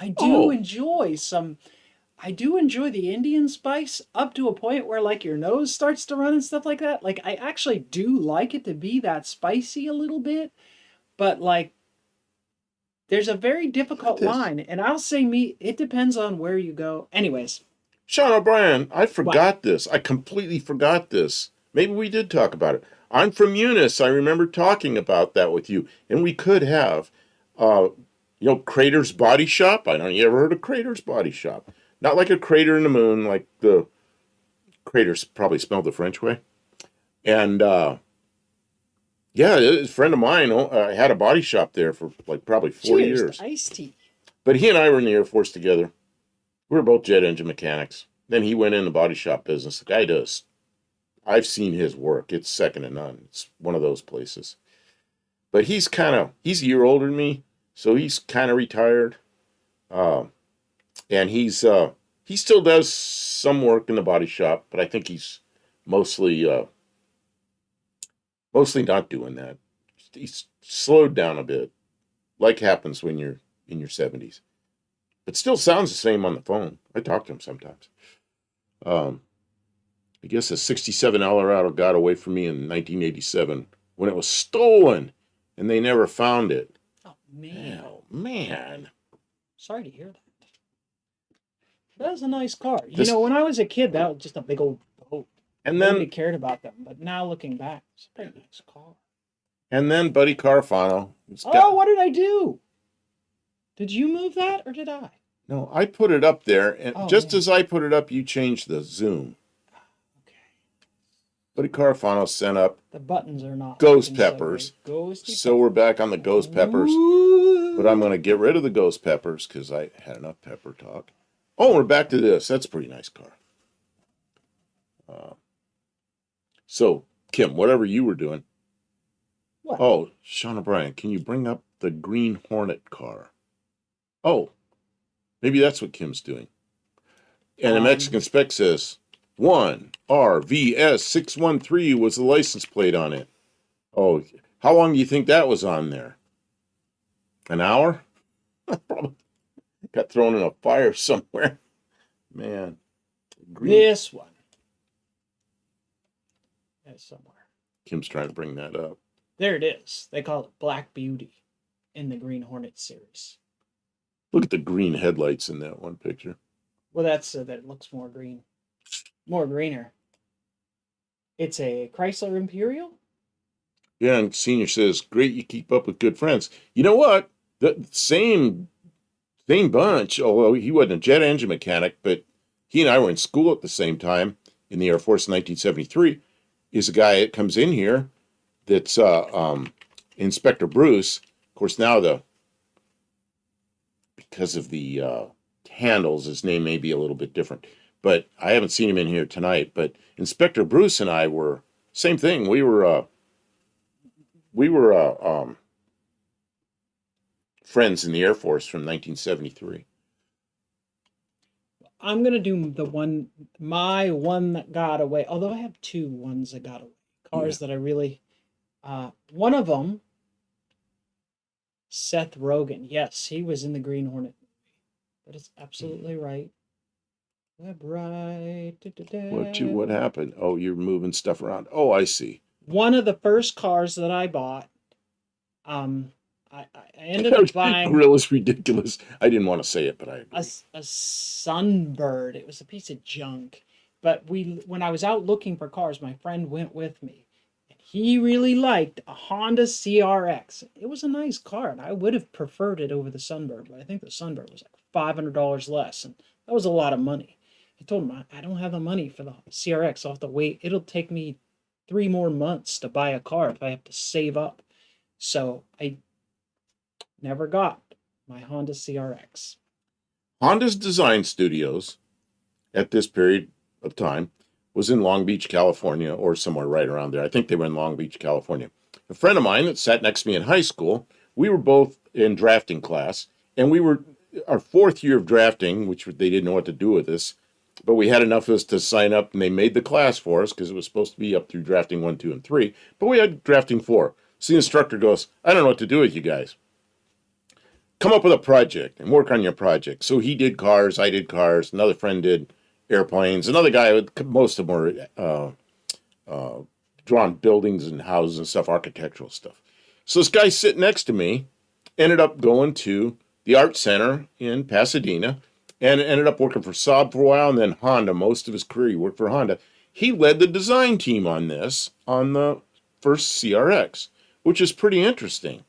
And we stayed in contact many, many years. I've called him. It's probably been a year since I've talked to him. But he's really into Saabs too because of his time working for Saab.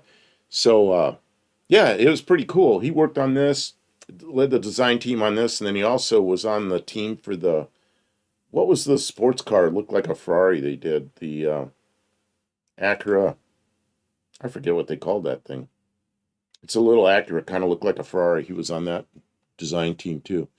So it was pretty cool to know the guy that worked on that. Sean O'Brien says, I was watching a video about the death of hero cars, about how there aren't any more iconic hero cars in today's culture. Yeah. There was the Knight Rider car, and there was the Dukes of Hazzard car, and that's been a long time. The James Bond movies kind of had hero cars. I mean, James Bond's is like a superhero, sort of. Super spy, that's kind of. And they usually have a car. But it's not so, I guess it's not so. You're right. Ray says he watched my injury short and I hope you heal quickly. I will. I'm sliced up to ribbons and all, but it's nothing super, super deep. It's kind of superficial. Like, there was no point in going and getting stitches. If I just keep it bandaged, it will heal just as fast as it will if it's stitched. So it'll be okay. It's one of those abrasions. You can't stitch abrasions well, no, back together. It's not abraded. It's you don't think sliced. So? But it's it like sliced? Okay. Yeah, but it's. She wouldn't show me. I don't want to think about it too much. So who is it here just asked about the Ford Fairmont Durango? Yeah, where is it? Hippie Long. It's highlighted. So. Oh, let me bring up that image. I'm trying to bring the image up so that it's. Yeah, it's the same body as my car. And I knew about them. And Mexican Spec had one that he was looking at, a Fairmont, and he said, I think he said it was in Durango. When I saw that, my eyes went whoop right to it. And no, it wasn't a Durango. It said it was in Durango, which is a place in Mexico. So yeah, I know about them. I like them. They're kind of rare. But yeah, I do like them. I think I have some more pictures of them because I really like those things. Hippie Long says modern hero cars exist. Skyline. What's Skyline? I don't know what that is exactly. Olive says all the hero cars are older cars now. Perhaps. The hero car. The Kit Trans Am was ugly, says Gearhead. It's not the most desirable Trans Am. You but know, they see when that movie was, or when that show was out, that car was still relatively new body design. I've They been to, were advertising that car as something that you might go out and buy. well, and they made a kit for kit. That's pretty funny. They made a kit that was a whole front end assembly, fiberglass that you could put on your Trans David Am, Hasselhoff. Yeah, that was Hasselhoff. and you could make that. And I've seen them at car shows. Every once in a while, I see a kit, and it's got the light up front that goes like this, and some old guy standing next to it, all proud of himself because he put that kit on his Trans Am or bought one that was already done. They're around. Olive says, I always thought that sail panel would make a logical ranchero.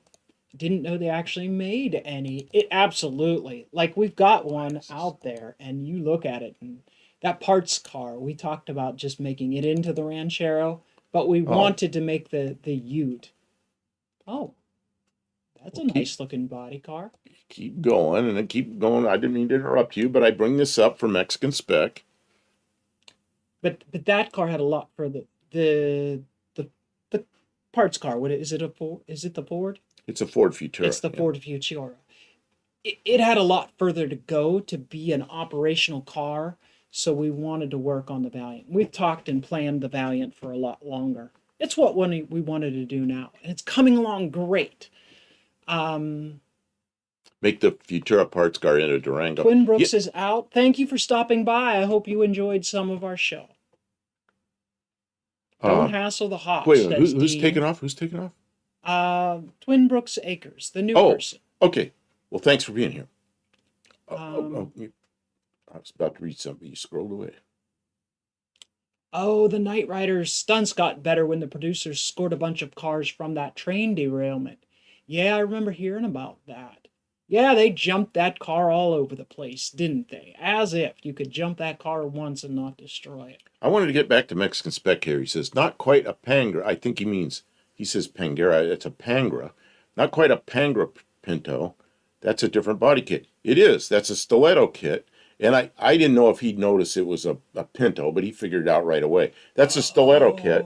There's still a few of them around, but, actually that's similar to my idea, what I do for your Ute conversion. What is that? This? No, I think Olive is still talking about the Ford. The Ute cutoff thing. Yeah. The Ute cutoff thing. Yeah, we talked about it. Maybe it will happen. Maybe if the Ute is very super popular, maybe we will do something like that. What was really good about this is that it's a natural line with that basket handle thing that goes over the roof. Right, you know right where to cut. Perfect line for that. What was bad about it is they could do it then, but you can't do it anymore. That tailgate had that whole wide taillight on it that folded down. Well, you can't do that anymore. It's not legal to have the taillight assembly fold down so you can't be seen. They have to have the taillights in the bumper or somewhere, or the tailgate has to be narrow and the taillights out further. You cannot do that anymore. I got to take a quick break. I'll be right back. 5 seconds. And I'm going to look for, I don't know if I have pictures of it. Oh, man. Let's see. It says I maybe used the C-pillar part from the old Valiant. Yeah, we had that, and we had all the pictures. We had a live one night when everybody had the sent us drawings and everything with that back part forward and all kind of ideas, and we had it there, and we just decided it looked better to do it the way they did it originally in Australia, rather than that. It just ended up looking kind of funny. It ended up looking like a business coupe, sort of. I don't know.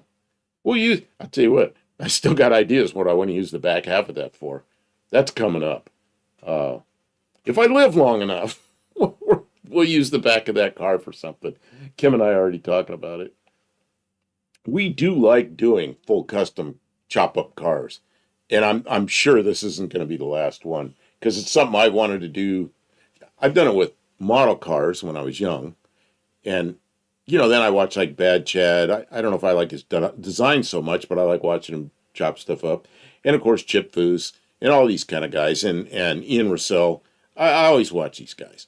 So, I think there's going to be more chopped up cars. But we don't want to chop up anything that shouldn't be chopped up, I didn't feel bad about a four-door Valiant because there's so many of them around and they don't seem to be worth a whole lot of money. It's not like a rare car. I am looking for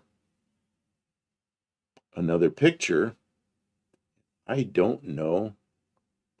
God, I thought I would have another picture that I was looking for, but I got to pay attention to chat because Kim isn't here. Oh. Problem is, I'm looking through my Ford pictures. I have way too many Ford pictures. Kim, thank you for coming back. Ford pictures. Well, I'm trying to find one I want to bring up. It's too late in the show to be digging through old photos. Oh, why? Lester LeSabre says the custom car projects are good. You know what? That's something that I've always wanted to do. Here it is. And you can't do it with your daily driver because you're going to be off the road for a while.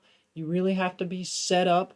You have to have a time and a place, a little bit of money, another option for car, the decent, fair weather or good heat. Like, it really has taken a lot of work. Kim, what was your second one? Oh, yeah, you started talking about your first one, didn't talk about the second one. I will.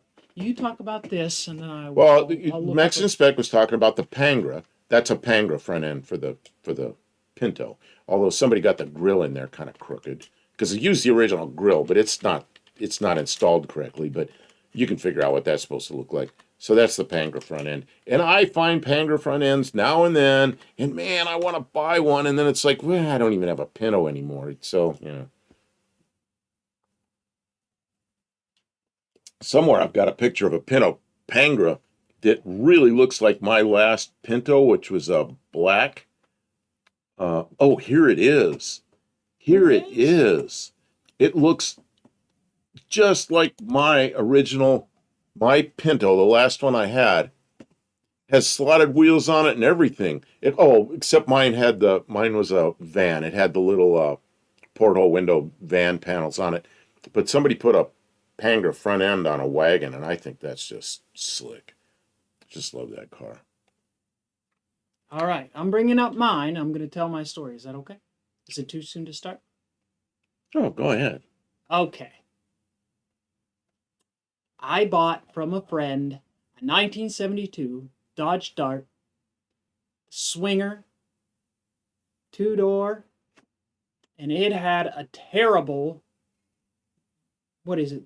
Not the pitman arm, the idler arm was bad, really bad. When you stepped on the brake, the front toe went like noticeably. The car just boom all over the road. He didn't know how to fix it, and I was able to fix it. I cut the head of the bolt off and put the new bolt in from the bottom because he didn't want to have to take the motor out to change it. Well, you didn't really have to, but you had to cut the bolt off, and he didn't know that. Anyways, I bought it for like $700 or $800, and that car was so cool. It was so cool. I really loved it, and that's what really ignited my love of old Mopars. I wish that I had never sold the car. It blew the motor up. I blew the motor up several times. Several times? Several times. Isn't it fun putting engines in cars? You know what? When we were putting... It's not when it's your only car. Twice, we have put engines, slant sixes in cars. And one of them we had to do, 3 times? Because clutch, or the inner, what do you call it? It's different when you yank it out and then fix it and put it right back in. The interface between the torque converter and the engine that had problems. That's right. She did it by herself when I wasn't looking. She'd pull it out and put it in twice. And then we put it in once. And then we did your Dart.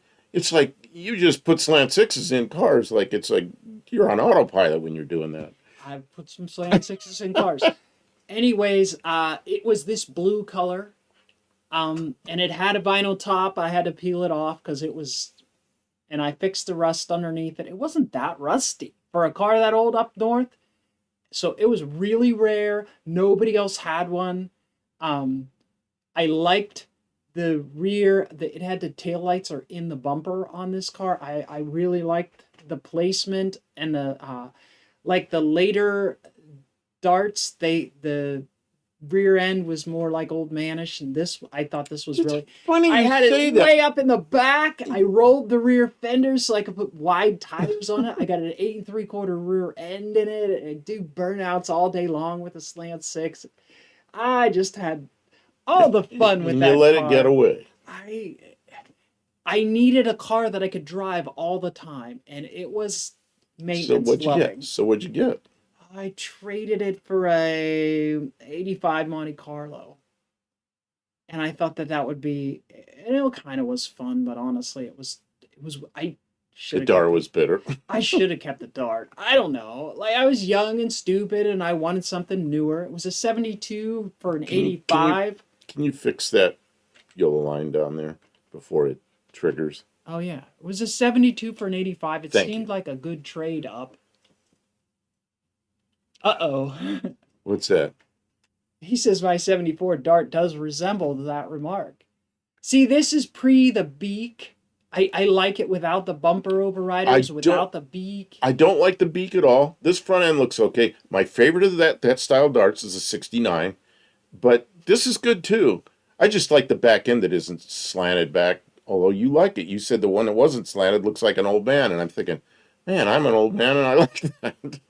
I don't know, but anyway, yeah, that's a nice looking car. Can you click back to mine? I had so much fun with that car, and I have such fond memories. I didn't know that I would be years later still looking back and still wishing that I still had that car. I mean, all these years later, I mean, I don't want to date myself. This is 30 years ago, and I still wish I had that car. It was so much fun. And it was sitting in my parents' driveway, and they kept bugging me like, can you get rid of that car? Because I think the motor needed replaced again. No, no, no, no, no, no. I don't even know. No, I think I saved it for another year after that, but anyways, So should have kept it. I don't know how to get back to your car. Is there, that the one? that's the one. That's the picture. But I want to move on to I am a fun gal. Thank you. another couple of Pinto things. From that to, because we're doing a Ute. There's this, which is somebody did the same thing to a Pinto. So of course, the Look pickup how little it is. pickup bed is a bit short, but it's so kind of little. cool. It's so little. Why'd you have Which to put? back window is it? That looks like the window out of the tailgate. I think it is. Okay. Why'd we have to put, Jero? Why'd we have to put so many engines in it? Well, I don't know. You'll have to tell the story about yours. But the next Pinto picture I want to show, Because I didn't know what the hell I was doing. I was young and stupid, and I made mistakes. What and happened? Oh, they were old cars. They were worn out. They had lots of miles on them, and Mexican Spec. If you want to know about this, I'll send you that picture because that's the brochure. I'm sitting in the way of what is it? Division of Unifoam product Incorporated from Minnesota. But that's the Stoletta kit. Everyone there weren't a lot of these, I guess, because I see more Pangras. There's still Pangras around. Pinchero. That's right. But that sounds like like one of those spicy peppers, a pinchero. Glenn Neckerson says like 5 minutes ago or more, NSX. Yes, my that guy that sat next to me, he worked on the NSX. Why have I never seen this before? It was an East Coast thing. It was a Minnesota thing, but it was in magazines. I remember this, but I kind of liked it, but I liked the Pangra better. This thing, the nose is really long, but and there weren't anywhere near as many as the Pang. See, the Pangra was done by a dealer in the Los Angeles area or somewhere in Southern California. I think it was Los Angeles area. So that's probably why you were really aware of that. And they sold them at the dealers, and they make quite a few of them. So anyway, dimensions are off with this kit. The front end is too long for the car. That's right. It's silly. I thought it was too long. But somebody went to all the trouble to do this, and I bet the air flowed around it okay. That was my favorite part about my dart swinger. It said swinger on it. And I didn't know what it meant other than that it was the kind of dart it was. And it had the little colorful inlay, it was so pretty. It was so cool. It was so much cooler than the jelly bean cars, the plastic jelly bean cars of the day. It was like all metal and stuff. Like we didn't have a lot of antique cars around because they didn't survive in the salt. This old thing, it was neat. I was hooked. I have all kinds of Pinto pictures. I know, but we're not doing all kind of. Tonight is not all kind of Pinto picture night. Maybe we next week we'll do all kind of Pinto picture night. Already at 2 hours. Yeah. Okay. So what do we have to do then? We have to decide what we're doing next week. What's the theme going to be next week? Please don't make it Pinto picture. No, I'm kidding. Pinto pictures are fun for me next week Pinto picture night? Because I had so many Pintos, and then I can just throw one up there once in a while. That's like somebody did an over chop top. But yeah, anyway, we can get rid of these Pinto pictures, although that's a cute one. So what do we want to do next week? You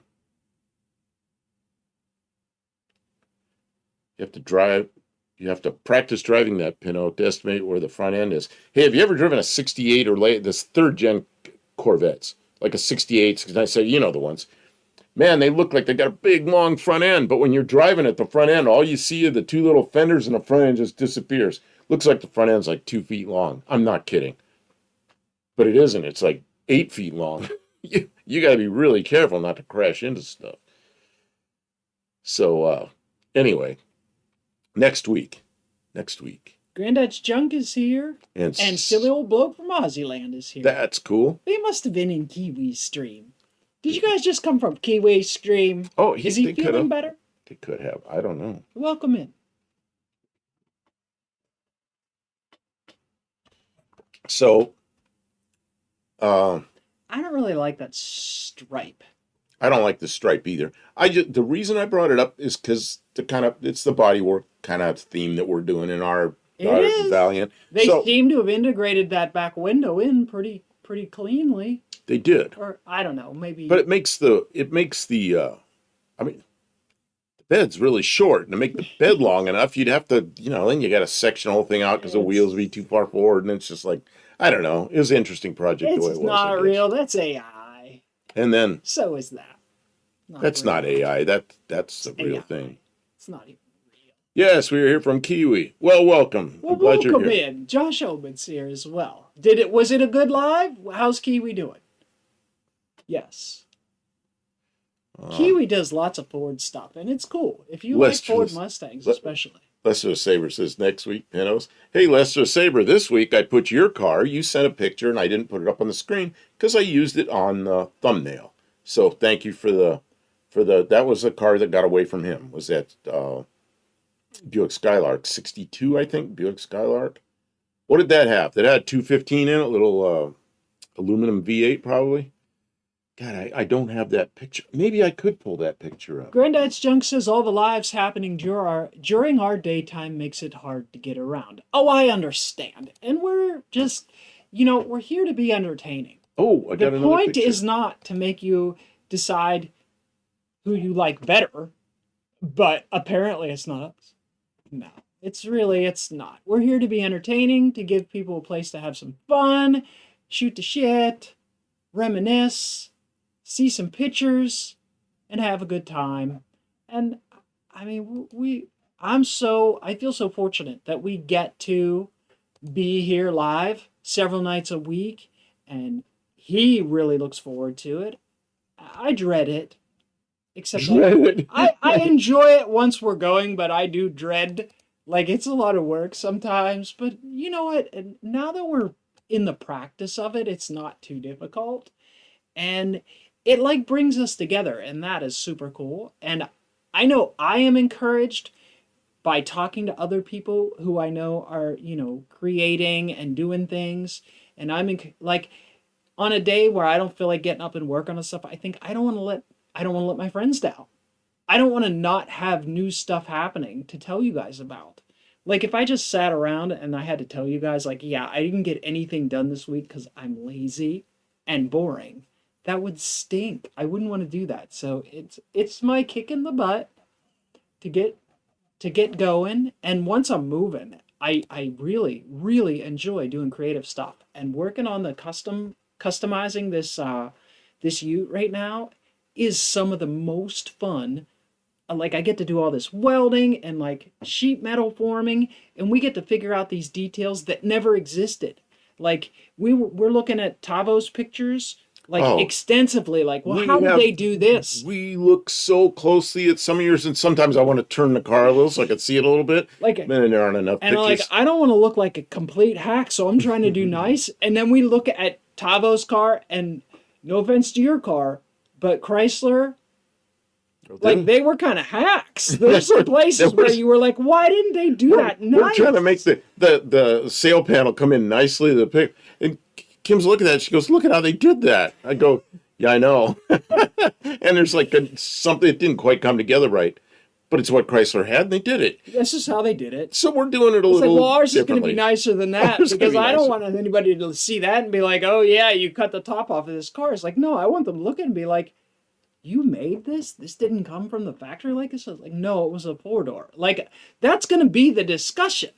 So, like, if I'm at a car show, I want someone to look at it and be like, wow, you made this from a four-door? It's like, yeah. We were inspired by the Aussies Utes, but, no, Well, this was a four-door. the last couple of days, It was born a four-door, but it identifies as a Ute. we do stuff on the days that we're not doing lives.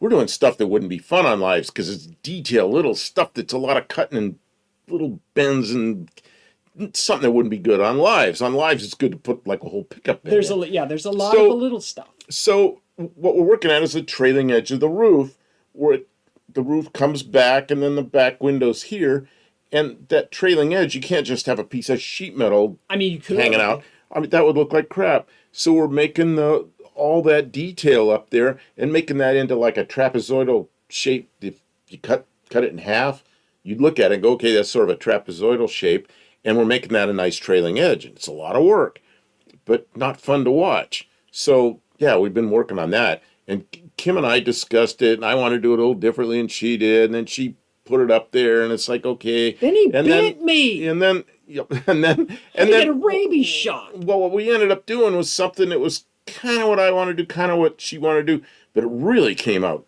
or at least the part we've got, it really came out good. So I'm pretty happy that we were both involved in discussing it, and coming up with what we come up with. Glenn, what is it? Glenn Nick? I don't try to remember names. Glenn Nickerson or Nicholson or whatever. He put this up, and he said this is a reverse teardrop scoop on this Rambler, Oh yeah, it is. Yeah, yeah. and that's why he sent it in. Thank you. That's awesome. Oh no, All Mark of his Sauvé. Mark Sauvé, Uh-oh. my sister just called me. Apparently, one of my older half brothers just passed away. I'm so sorry. I think I saw this guy only twice in my life when I was a kid. So no, yeah. Oh, but I'm still sorry for your family's loss. Let's see. Let's just say we're swoop the sail panel like Mexican A-body. We were going to do that more like an El Camino where it swoops back. But the more we've looked at Tavos and the more No, we wanted to emulate the Australian car. the more I've decided just to make it. We pulled dimensions off his. The dimensions aren't perfect on ours, but they're darn close. And there's You'll reasons, know. and there's You'll know. reasons we can't make it exactly the same, and it has to do with the way that Ford bulkhead fits in there and everything. And we still want the seats to be able to recline a little bit. Oh, it's So that's coming together. that pretty sail good. panel. That sail panel will probably be about 3/4 of an inch wider than, or at the bottom, be about 3/4 of an inch more taper back or something. But it'll look really good. I think that's my opinion. If you want some different angle pics, just ask. I may do that. If I do, I'll send you an email. Although But there, the things I notice about yours, you sent me all these pictures inside the bed. Man, your wheel wells, the inner fenders. wheel wells, that car's got some years on it, and you've thrown a lot of stuff in Somebody there. has used a Man. well-loved vehicle. The inner wheel wells are just got 10,000 dents in them from all the loads you put in it. Bag of walnuts And it's comes to mind. It's like, yeah, they use this for a truck, and there's nothing wrong with that, you know. We did have the cab kind of deep. It like looked like a king cab a little bit, but Yeah, I didn't want to do that. we had it just there while we were doing measurements, and we were looking at it like, wow, that's king cab sized. But we've moved it down so that it is dimensionally the same as Tavo's, but somewhat like the trailing edge. It is the angles on the trailing edge. We used the kind of the dimensions for the Valiant to pull from that, so that it will really it really has, now that we've cut the sides of the Ford cab down a little bit, it definitely has a more Mopar angle to it, and I'm glad that we took the extra time to do that. Tavo says, you should have seen those wheel wells when I got it. I've straightened them a lot. I believe it. And it's still a usable vehicle, so you're not going to go in there with a hammer and dolly and perfect them, because they're just going to get dented again. The further we get on this car, the more I'm standing there going, these new pickup trucks, I can't even reach over the edge of it, much less use the pickup bed for anything. And the pickup bed's at a perfect height. I'll be able to just put stuff in it. And it's like, man, what a useful vehicle this thing's going to be. Yeah, it's going to end up being, it's going to be something I'm going to want to drive around, I know. I'm not going to be able to sell it once we're done with it, because he likes it. Oh, I thought, yeah, we'll finish this thing and sell it and do another Just what project. we need more vehicles to drive around in. And now I'm thinking, nah, I like this thing. I like this car.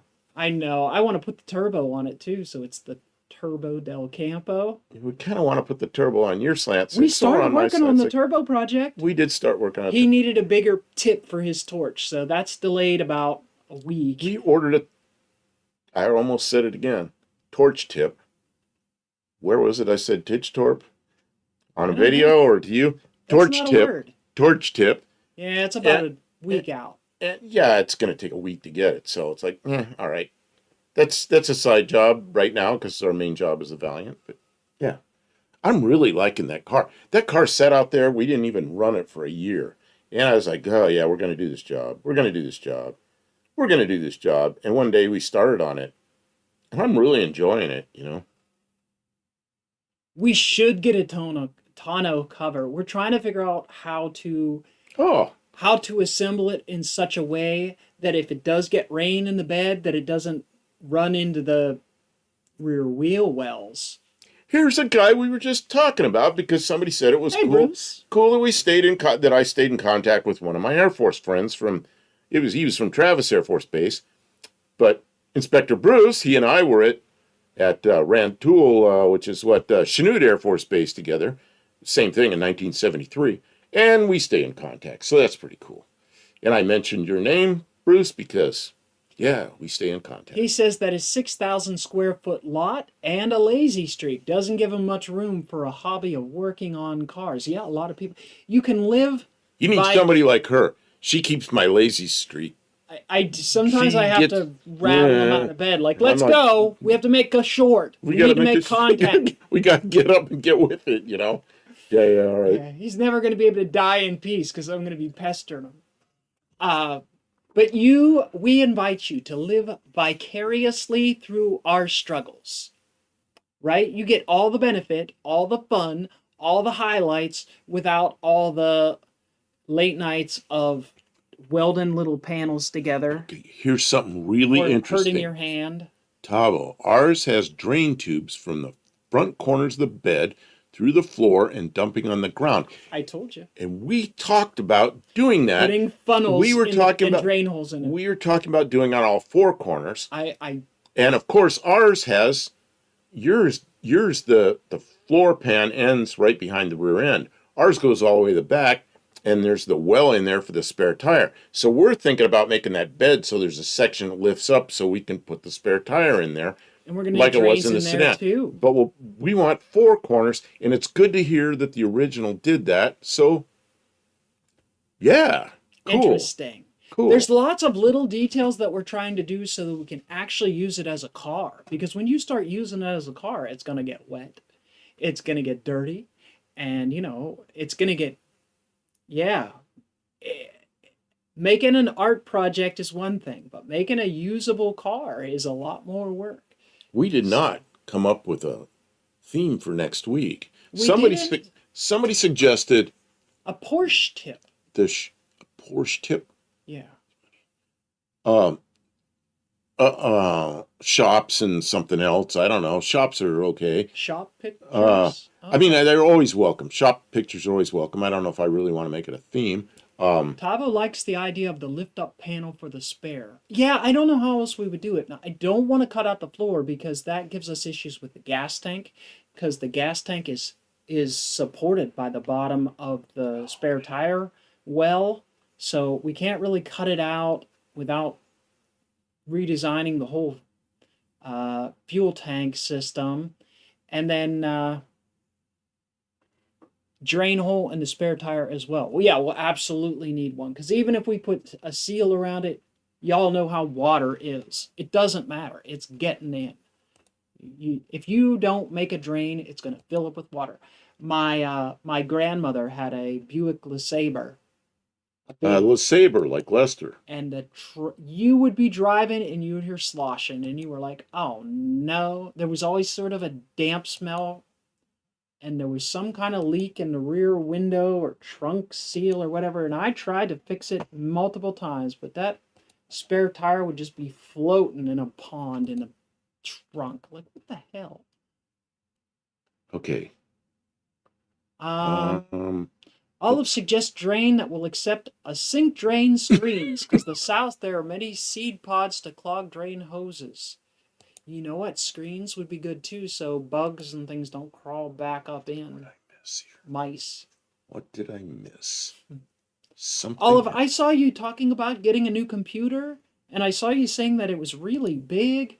I didn't get to read your comment, and I don't want to scroll back because he'll get frustrated. But thank you for sharing your. You can scroll back as long as I you hope the scroll new the other way. computer. I hope you said you have more room for pictures and things. I understand that. I've had my computer for a little while. Excuse me. I've got like one of those drives that you offload, like a 2 terabyte drive that like every month or so, with all the videos that we make, I gotta dump like hundreds and hundreds of gigabytes of stuff off, or else it just fills up and like seizes up. Ray says, Buff Incoming found 38 pictures. Got it. I'm trying to deal with it right now. But for we're not going to be able to watch all of that tonight. It's not 38 pictures. It's from the 1938 car, and it's pictures. Oh, pictures of the 38. Yeah, not 38 Okay. pictures. 38 pictures would be. Oh, sorry about the rotation. I think you can rotate. I'm those trying to pictures while we're unrotate. That's looking what at I'm them. doing right now. Is I'm I think you can unrotating. do it while we're looking at them. Well, Yeah, there's a rotate button on your viewer. hang on. I made a mistake here. I'm trying to undo my mistake first. Okay, I'm going to read comments. You read comments while I'm trying to recover from what I did. I'm still doing his thing here. I'm trying to figure it out. It's Dean Stevenson says use a Crossfire, Chevrolet Camaro Firebird, or Corvette intake manifold with its twin bath plugs as the wheel well drain. Okay, Dean, I'll look that up. yeah, like we're gonna have one Ray of those handy. says, Buff, the El Camino had the spare tire under the front of the bed, accessed from inside behind the seat. We don't want to do that, Ray, because Is that the rotate? there's a little bit of room behind the back It is. seats, and we are going to use that for luggage or whatever. And since there is a spare tire well, and since the bed already sits high and we'll want it underneath, we're just going to make the... Yeah, that area behind the. See, now that's another thing. The Australian Ute, like let's say the seat is here. The back of that pickup. Let's see which way to go. It conforms to the angle of the back of the seat. Ours does not. Ours is straight up and down, we're not gonna which leaves a lot more room that I can put toolboxes and things in there securely inside And you'll the even car. be able to slide stuff under the bed on the floorboards Right. in the rear. So I'm going to have a lot of room back there. and we don't want the spare. we still have a spare tire well, which the Australian you didn't have. So we'll be able to use our spare tire in there. So we're actually going to spend a lot of time fabricating we're going to work access panels we're and going to stuff work like that that out. because you have to be able to get to the lights and stuff from in the bed. So let's see, senior sons, didn't the 58 Ranchero have a lift back under the bed for the spare tire? I believe it did. 57 and 58. See, that's a real strange one. 57 Fords had a round taillight. 58 Fords had a big wide thing with two like oval taillights on both sides. All of them had that except the Ranchero and the Courier, which was the sedan delivery. They had the 57 round taillight rear end. So that's a little weird. So it's kind of a strange car. But I believe the 57 and 58 Rancheros both had the lift up with the spare tire back there. And I had several two-door wagons, so I know a lot about that body style. So, okay, this is Ray's, and I'm going to try to show these and get them. I got that one flipped right side up. Oh, there's some welding on that frame. Yep, there is. They, what, cut in the Mustang 2 type front end or something? He said they had a different front end. I think that was like a Chevy Nova style, Nova. or a Trans Am or something. That makes sense, yeah. That gives you the standard Chevy bolt Aussie, pattern, Chevy disc brakes, maybe drum brakes, but still. See, Aussie used the sedan spare wheel well to mount a bigger square. You know, we talked about that. I said, you know what? You know how our tank goes around that spare tire thing. I said to Kim, I bet they didn't have that back there. You know, from the rear end back, there was no panel there. I told Kim, I said, I bet they put a bigger spare tank back, a bigger fuel tank back there. And sure enough, that's what it was. That's what they did. That's it's pretty interesting, cool. all the things you don't really think about until you start trying to actually kind build of it. reverse engineering this thing as we go. Oh yeah, and Rachel says Camaro front. Okay, so and of course the factory would have easy access to those parts, and it makes more sense. But we're trying to work with the stuff we have. And Mo Parquet is here. Good evening. Welcome in, Mo Parquet. It's kind of late, but I'm glad you made it. I'm not sure. Oh, this is a rotate as well. Let's see if I can make this rotate the way we want. No, it's rotated upside down. Now it's correct. Whoa, yeah, that's a... Looks like some of my pictures, old pictures. That's a well-worn photograph. But it shows it. Tavo says it's 3 gallons bigger. Well, we don't drive so far, so it won't bother us too much. Oh, man. Do I tell this story? Yeah, I'll tell this story, because if you're working in a shop and you're welding and doing stuff, an almost bad accident last night. Kim's up there welding, setting the stinger down. You know, it's a MIG machine. And she's setting it down and welding, setting it down. Oh. And she went to pick it up, and she grabbed it by the trigger. And it spit out a wire about this long, which touched about this far from the gas tank. And that wire just lit up bright red because it just melted that whole wire, and it fell off the gun, and it sat there in the bed and went, the redness cooled off. I said, okay, that's too close to the gas tank. You got to set it over here. And she goes, ooh, understood, you know. So we'd consciously think about where you're setting that MIG gun, because that was, man, if that had grounded to the gas tank, not good. Died. Not good. That was a close one. Man, it takes a special kind of person to see that and think, wow, that'll be a great car. And then it takes a different special kind of person to always remember that it was the one that got away. That got away. Man, I should have kept that car. Look at that. Yep. Okay, so we're showing his pictures. That's Tavo cool. says, I absolutely understand. You're working with what you have, and ours were built differently from the ground up. So that, yes, they could work differently. Yeah, I mean, it's design decisions, but I don't think it really affects the character of the car. And we've talked about it. We're not trying to make an exact duplicate. It's a tribute. And we're going to, I think, visually, I think that we're definitely it's going to come across. And we really appreciate the pictures and the dimensions. It really gives us a lot to go on. And we might still... Oh, somebody sent that Trump... Buddy Carfano. Buddy Carfano. I want to finish Carfano. with Ray's pictures here, and then we'll go on to Buddy Carfano's. That is cool. Oh, that's back to that, but it's downside up. It's got the headers on it and everything. Man. So that. What did he say he did to it? Sold it to somebody. Well, there it is for sale. It's like, whoops. Well, is that when he bought it, or is that when I he don't sold know. it? I don't know. He said before those are from when he bought it. So, Man. yep, got away. Here's the one. We were just talking about this, and maybe you can zoom in a little because I can't zoom on links, but you can. Yeah. See, there's the 57 Ranchero. Something like that is kind of what we're going to do. That this way we have a place to put our spare, and there'll even be a little bit of luggage space. Like that's actually the bed is really high, and the spare tire well is very deep on this car. So, I mean, we might as well take advantage of it. I don't think we're going to be like filling the bed up with stuff and then wanting to get to the spare tire. Although, that's what'll happen. This is one of these weird ones. It's a 58, but it has a 57 rear end because that's what they did on the Ranchero. The Ranchero didn't get the 58 rear end, but the chrome on the side is definitely a 58. So that one is a 58. And then somebody put some wood things on the tailgate, probably make stuff easier to slide in and out, or it look cool or something. I don't know. But that's, it's probably a pretty nice car. Oh, there's more pictures of it down here. Maybe I can click on them.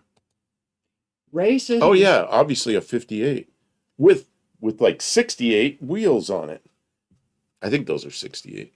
Ray said the field pics are from when I bought it for $5 when he was 20 years old. Man, $5. Crazy. Man, that's the kind of thing that you just like $5. Tavo It's says, like my 56 Ford. I paid $20 for it. Yeah, at a but dealer. $20 was what? $200? Oh, no, I don't think it was. You don't like it when I do this, but I'm going to do it.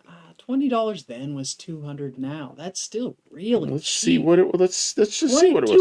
$200 is scrap value on it. That was in 1970.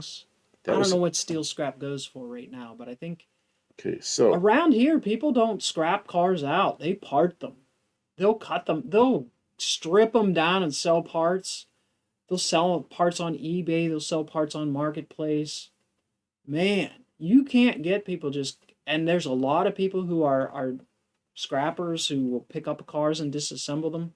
you're not too far off.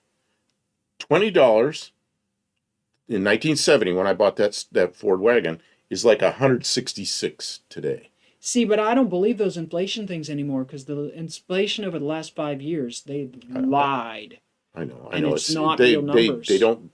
It's distorted really bad. They left food out. They only do it for 3 months out of the year and all this kind of stuff. But the real value of our money has plummeted. I don't know. You can't see it. No, you can't see it. But anyway, he's got a calculator. There's a calculator. You can get it from. I'll bet it's double that. I'll bet you it's $300. $20 is probably worth $20 then is probably worth $300 now. You look at, if you want to look up what in the U.S. what the official government says their inflation is, you can look up Consumer Price Index, Federal Reserve Bank of Minneapolis, and there'll be a consumer price calculator in there that goes back to like 100 years. Tavo made a contribution in lieu of ads. Thank you, Tavo. Oh, cool. You do too much. You get You do too much. You get the drone. We get the drone up here. If you're oops, the drone's gonna crash. Any rate, it's still dirt cheap. Yeah, right? Just the steel is worth more than that. Right?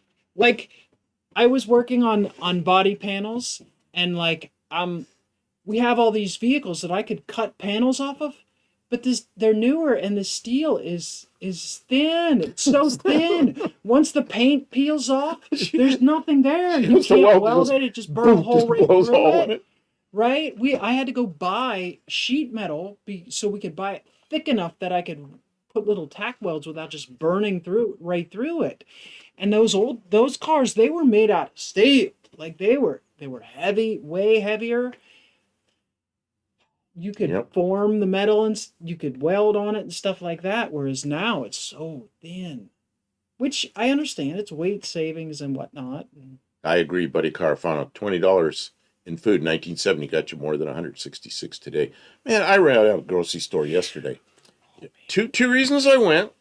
We needed a couple of things. We ran out of bread, and I ate the last 2 pieces of Kim's bread. So I better go get some. And I need an excuse to drive my car because I like to drive my car. I don't go very many places. So I got my car and I drove up there and I bought some bread and a head of lettuce and some pickles and I don't know, a couple of impulse buys. And what was it? $56. Yeah. What? Yeah, for one of those little weekly fresh groceries runs. And when I go to get a slightly bigger run, $100 is, and it's Oh. not a lot of We used to go to stuff. Walmart.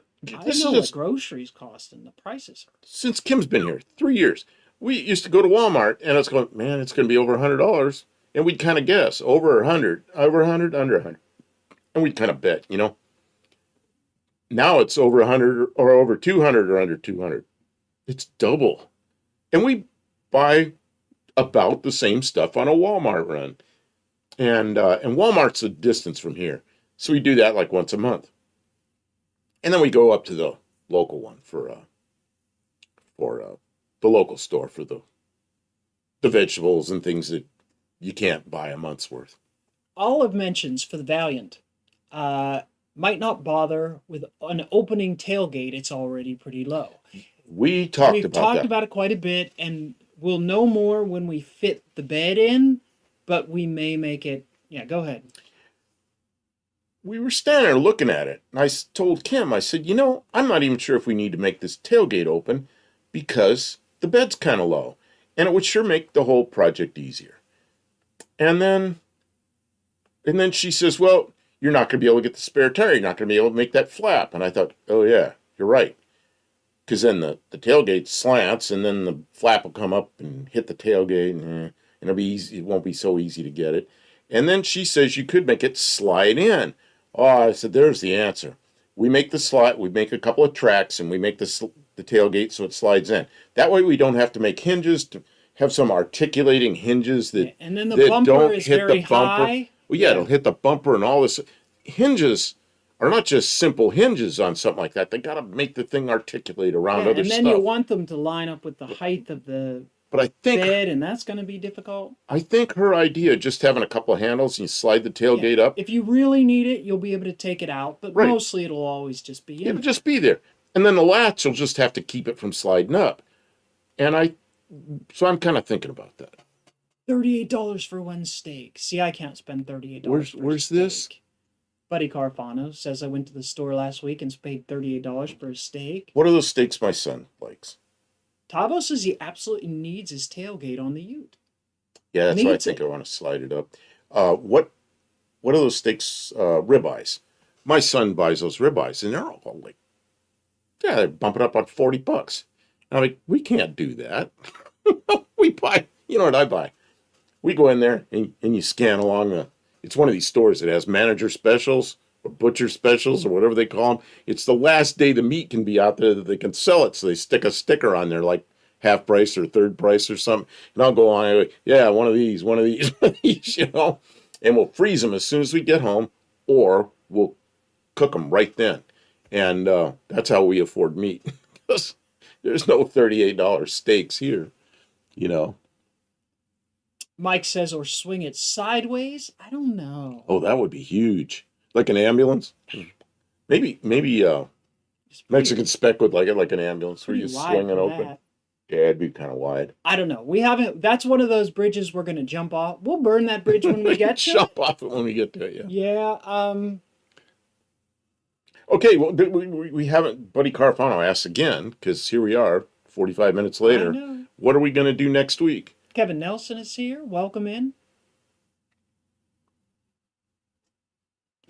Oh, yeah.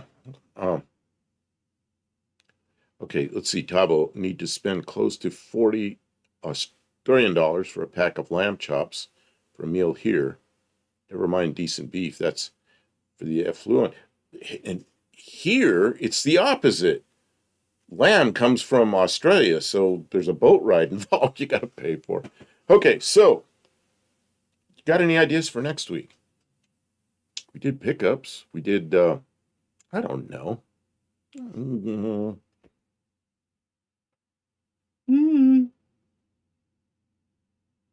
Don't know. Mexican spec. Come up with something. What about winter beaters?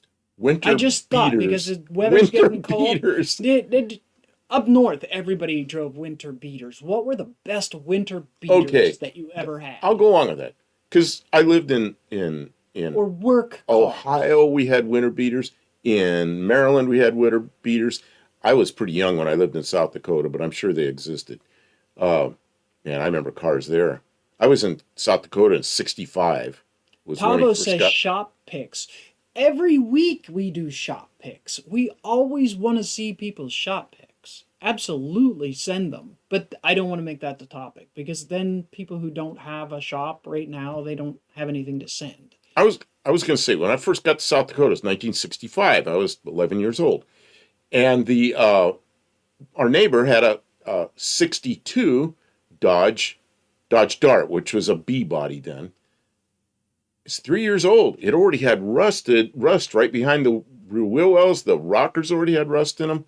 Man, I remember that well. 3-year-old car. Yeah, beater with a heater. That's right. Beater The with a car that heater. you drive when you don't want to destroy your real car or your project or the one that you have to go out.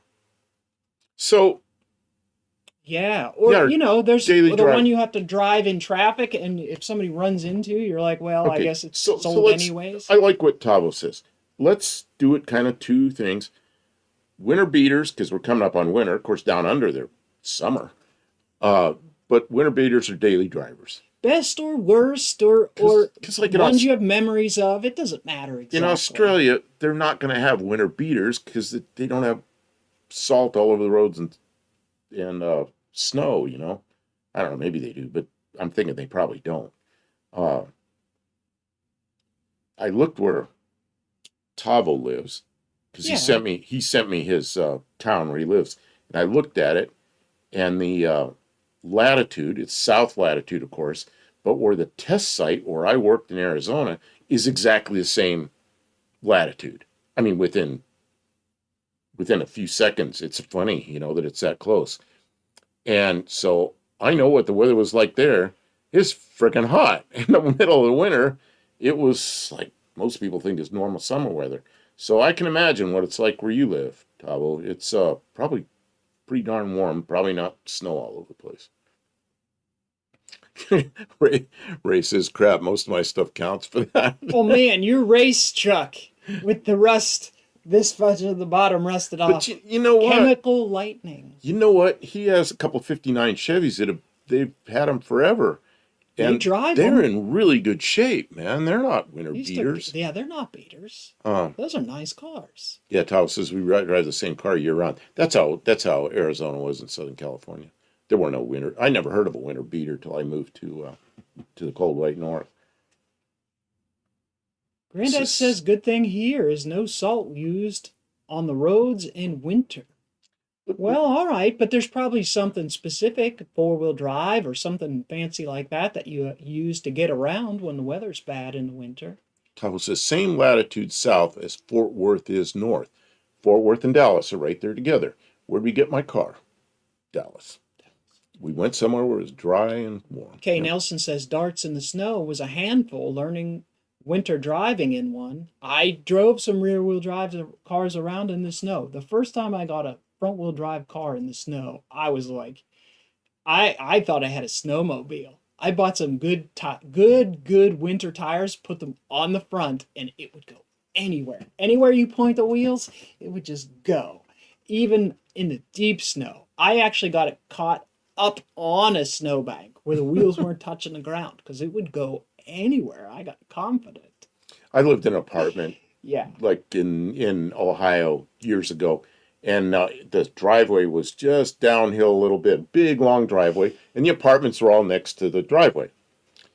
And I had an A-body GM car. It was a Chevy Celebrity, but there was a woman that lived down near the bottom where we did, and she had a Fox body Mustang. And I watched her one day. She could not get out of that parking lot. Her back wheels just spin and spin and spin and spin. She just couldn't get up that hill. And I get in a Celebrity and just went up the hill. Front-wheel drive had its like, yep, advantages. yep.